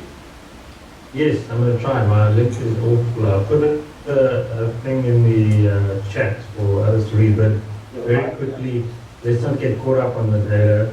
I think if you compare us to other countries, the undercounting and the overcounting, whatever the case may be, let's call it the distribution of the error is no different in our labor force survey relative to others. For me, the big thing is making sure we don't spatially separate firms in the informal economy from work high and so. That's a very South African thing to do. So we keep individuals away from cities, away from urban areas. It's almost an unintended sort of apartheid style of thinking. And as a consequence, the rule of law, the police, local governments see it as their job to keep the informal sector away, and that has to change. Final comment is I put it in the chat box that think about it this way, that in Mumbai or in Sao Paulo or in Lima, the distance in the informal sector between firm and household, the distance between a firm and a household is 1 meter. In South Africa, it's 20 kilometers. And that really is the big difference, right? The fact that people have to lug all sorts of goods and services with transport equipment 20, 30 kilometers into cities and then still pay fees and then face the threat of removal by local government officials. I mean, there is no way they're going to find not employment in the informal sector, but just some piece of economic activity. And that for me is critical.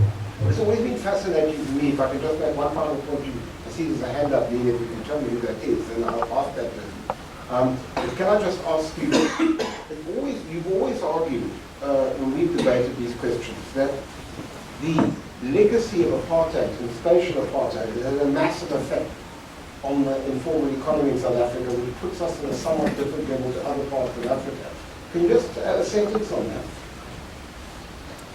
Yeah, I mean, essentially, you still have, you know, if you're poor and working class, you're living far, far away from the cities, right? Which means that if you're trying to gain some sort of economic foothold, and by here, I mean selling, you know, basic goods and services either in retail and so on, it's very, very difficult to. Right. Nina, who's that? There's a hand up. I can't see what it is. We also have several other comments in the chat. I don't know. You can read them later, but I Okay. prefer to. I think it's Habibi. There might be people here, but I just see somebody's hand up there. Yes. Three. It's Capitalism, Benjamin. Well, is it very welcome to say something? Good evening. Thank you, sir. Thank you for the convenience and the insightful information that the panel is sharing with us. I'm Capitalism Benjamin. I'm with an independent trade union focusing mainly on the fruit and agricultural industry, including wine, etc. We are mainly based in the Western Cape. We have a small footprint also in the citrus industry in the Eastern Cape, a very small there. So I didn't get all these speakers' names, Judge, but you can just put a I called question on you. My apologies for joining late, but I joined where we had the discussion about high and low earners, zero earners versus the employed. Now, if my dates are correct, our former state president, Thabo Mbeki, in one of his State of the Nation addresses, I think it was either 2001, 2002 or 3, he mentioned, he coined the phrase of the working poor. It was something quite striking when I was still very new in the trade union movement as an official there.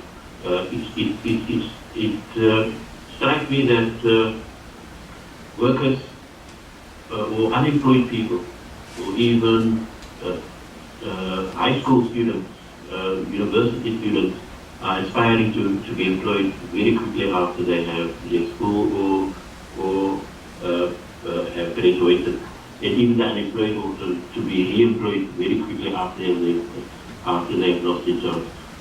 But the state president at the time mentioned that the working poor, and that signaled to us that the income was quite low for a certain sector of the employed people. So the speaker had mentioned that the inequality is not just between high and low earners, but also zero earners and unemployed and the employed. And also then there was someone that spoke about the informality of the economy, albeit very low. Isn't there some kind of, or what's the motivation really for workers to be, or for people to be employed if they believe that I'll be exploited? The state is currently looking after me, albeit very in a small manner. And even if I go into the informal sector, it's highly exploitative. I'm not making the argument that informality is exploitative, but there are certain elements of that. I've got the point. So, yeah. So that I would just like some clarity on that. And if there maybe, if that speaker may be looking some kind of a second-tier labor market, because we also heard that they talk about some kind of deregulation. And mostly they will deregulation. Sorry, can I stop you, because I'm trying to get as many people in as possible. I've got your point. Can I ask you, Anthony, Okay. What about the argument that if you, basically speaking, don't almost fulfill the kind of four criteria of decent work, the ILO, decent work, well, there's not much incentive. If you push wages right down, you'd rather take the grant and be done with it. I don't buy that argument. I mean, I think, if you're getting a piece of grant I don't see how that's going to deter you from taking up some other forms of employment to supplement that income. So I really don't find it odd, and I think one's got to look at why people may not take up opportunities. And I think the one that we mentioned in this question of having to travel 20 kilometers to actually maybe earn a couple of $100, it just doesn't make sense. So The genius of our transport systems.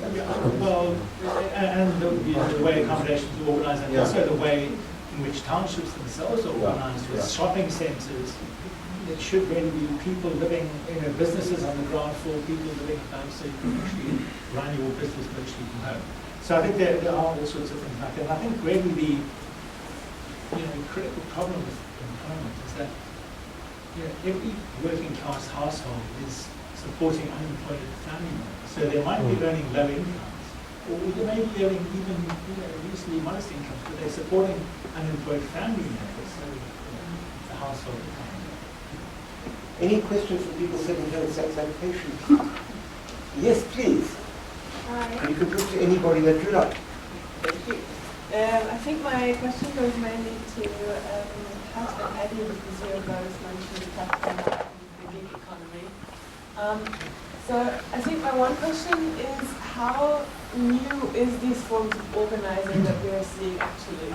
Because my feeling isn't just a shift to now people use WhatsApp, but I think that people organized for mutual aid and around mutual aid, and that people organize in spaces of reproduction or when they meet at work, which I think is usually what happens in this courier organizing, that has been around for a very long time. So what's new other than this is now happening through WhatsApp?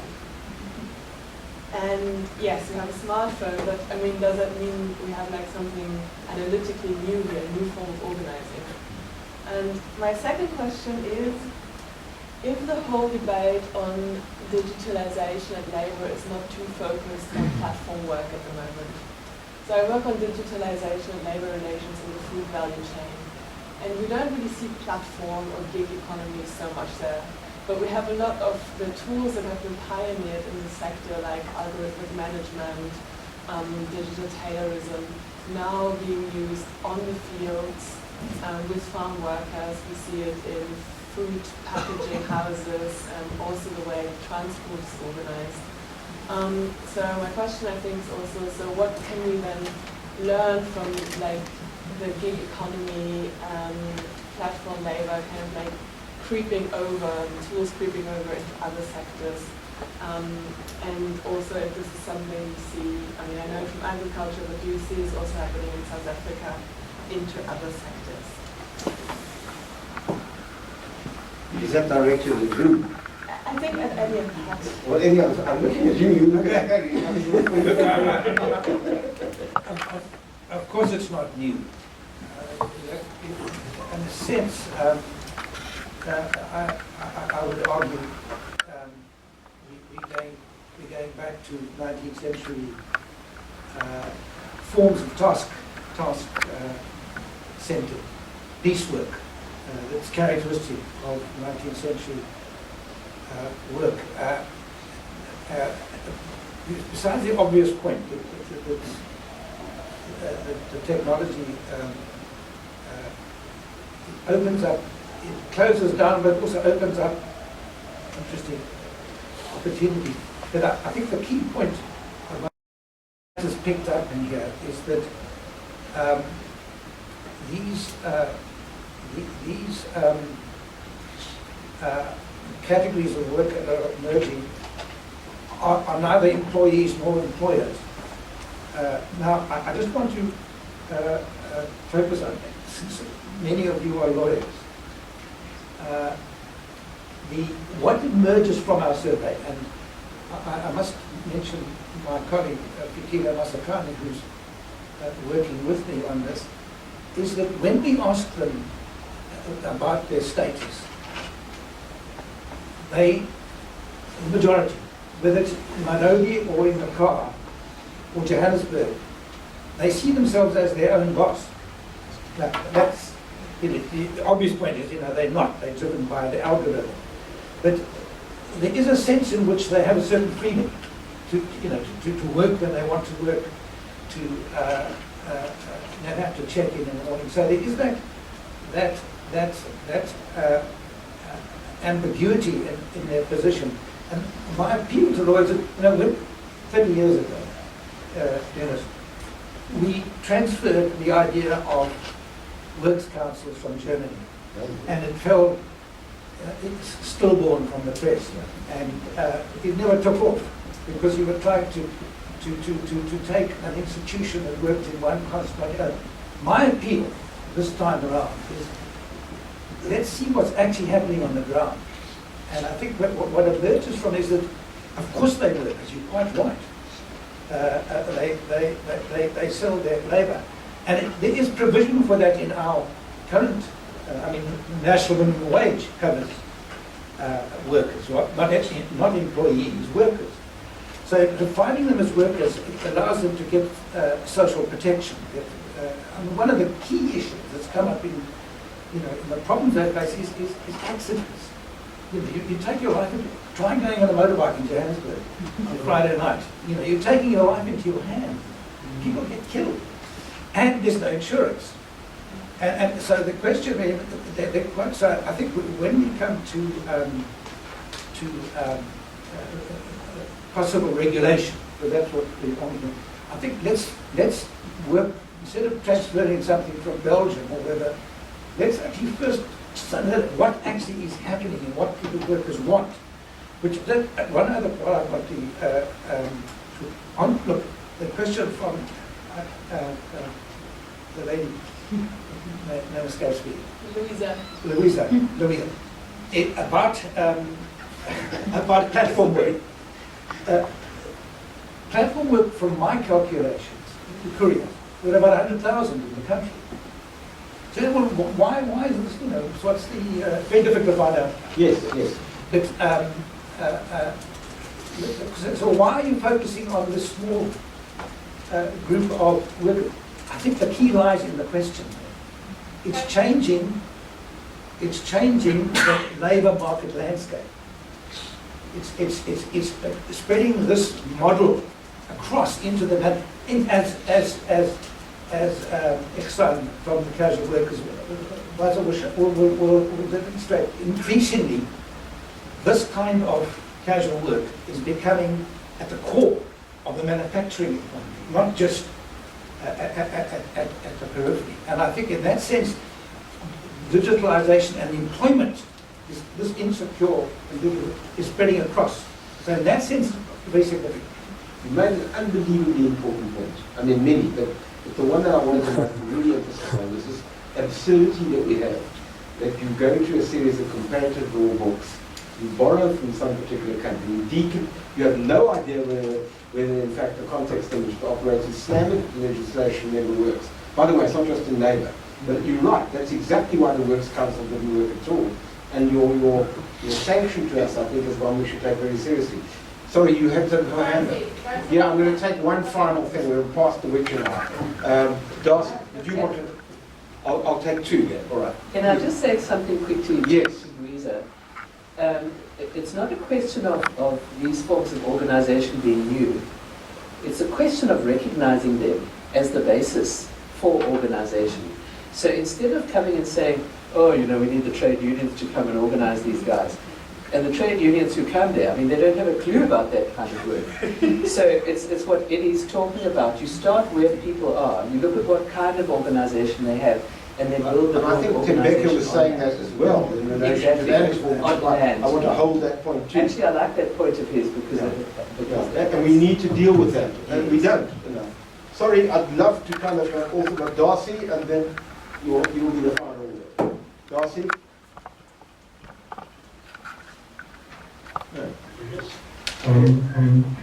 I'd like to all the speakers and thank you for some really excellent contributions and very, very instructive and enlightening. Since the time is over, I would just like to make one point that struck me from some of the contributions, and that is that the stagnation has been in terms of economic growth and also job creation and so on, and the fact that the seems to be little progress being made. I mean, it strikes me that capitalism in South Africa developed on the basis of cheap labor, that's a fact. And it went through its greatest boom years under Apartheid, of the world economy as well, and went into decline when Apartheid went into decline. And under the new democratic order, it has not been able, apparently, to establish a new, sustainable, stable basis of growth, which we all say should be happening, but it has not yet been devised. I take the very interesting points about the important points about informality.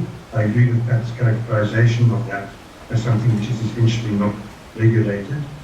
And the question really for me is, do we see the growth of informality being in some way feeding into the dilemma of economic growth, premised on cheap labor, which is hard to reconcile with democratic rights? Can informality, the growth of informality, be a way to address that?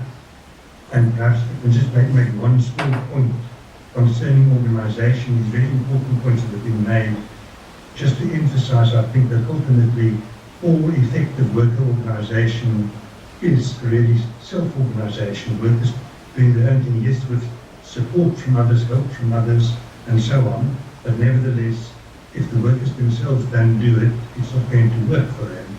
And in that way, it seems to me that the question is looking at what is happening in the informal economy and among platform workers and others, how they are organising, and ways of supporting that in order to see if that can be can link up with the broader movement.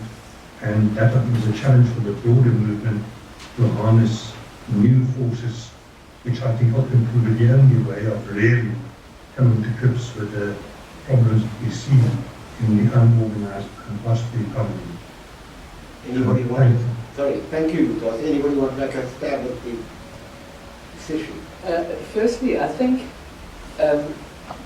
when we the approach that we've been adopting in the informal economy is not that we want to grow the informal economy. In fact, the issue is to identify the workers in the informal economy and address their working conditions. So in fact, the approach that we have been working along the lines of is something which was developed in 2015 in the ILO, rights-based transitions from informal to formal, where formalization doesn't mean evicting people off the streets and finding jobs in the formal sector where they don't exist.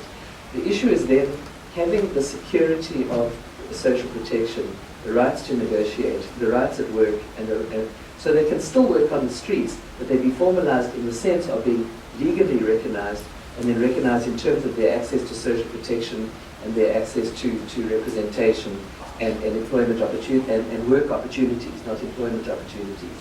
So the idea is not to grow the informal economy. The idea is to address those who are there, for them to be part of improving their working conditions and formalization in that sense. The rights-based reconfiguration. Exactly, yes. You know, I've often wondered, I haven't got time to do it, I wanted to ask something. I mean, I was going to ask you particularly, Andy, but I think I'll take a final question. Just perhaps we could talk about that today.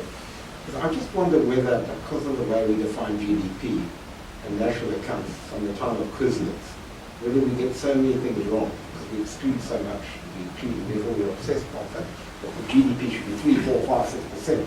But it's really a kind of very contested metric. But perhaps we can pick that up. Please, with the last word. Yeah, my name is Ihsan from the Capitalism Advisory. I just wanted to come back to this question that Eddie was raising about platform. Yeah.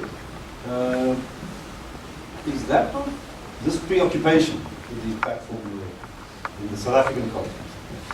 Is that not a political cop-out? We organize workers in large industrial concerns up in Johannesburg. Hundreds of workers who are absolutely central to production. They stand in the traditional wage relation to capital. And they're easily something like 2 to 3 million of these workers compared to the 100,000 platform. And what we see, I think it links to the point you were making earlier, what we see is a lot of these workers can be regarded as permanent workers. They might be labor workers. Or even if they're contract workers, they tend to work for years on end in the same company. And what's happening recently is that these workers are regarded as permanent, but they might work 1 day a week, or they might work 2 days a week. And we see them occupying increasingly repetitive jobs. The level of skill that is required is dropping, is being lowered, and the wages is falling. And there's nothing related to the platform economy, there's nothing related to digital technology that mediates this relationship between these workers and capital. You see an intensified level of exploitation of labor. And as I say, these are millions of workers. And it seems to me that academia has decamped. You know, it seems politically easier because these kinds of workers raise all kinds of conceptual and political difficulties. And it seems to me that either academia is disconnected from what is actually happening. I think Eddie makes the point that we need to find out more. You know, so I think what's happened possibly and I speak purely on the basis of the South African context, that we have a situation where I think academia is just out of touch with the working class, if one wants to put it that. And I think there's a lot of also I think methodological confusion. You know, whereas historically we spoke about workers and we were absolutely clear what we meant by that. If we now start saying everybody's a worker, then I think the whole idea becomes meaningless. So even I think at that kind of epistemological level, I think there's a lot of confusion. And I think it reflects a political confusion. I never thought you were a country, but that's another thing. That is please from this criticism. No, I don't see it as that. You're absolutely right. I mean, you know, Yeah. Casual. What I'm arguing is we're going back to 19th century conditions. Look, I have in this project tried to address the personal technology, so that comes to the fore, and that's important. But of course, I mean, Mike Morris organized 40 years ago casual workers on the docks, right? How does he then 10? As he must have been a teenager at the time. But you remember, casual, that was the basis of dock work in South Africa, was casual work, right? So yes, that is and I think it also, you made another point that takes me back to, is the de-skilling, because what is emerging is that a lot of the work requires very little skill. It takes back to the classic argument of the way in which the skills are being eroded. Yeah. You want to say anything, Andy? No, I mean, I take the same point. All right, objective being turned grey in one instant, like that. I just want to pick up on what Christian was perhaps pointing to and what you were saying about the way GDP is defined. And I think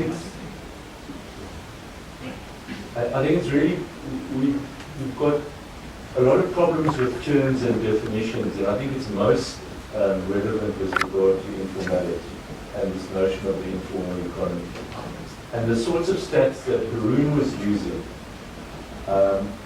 should go with that caveat that this is the informal economy and the number of informal employees as defined by the ILO.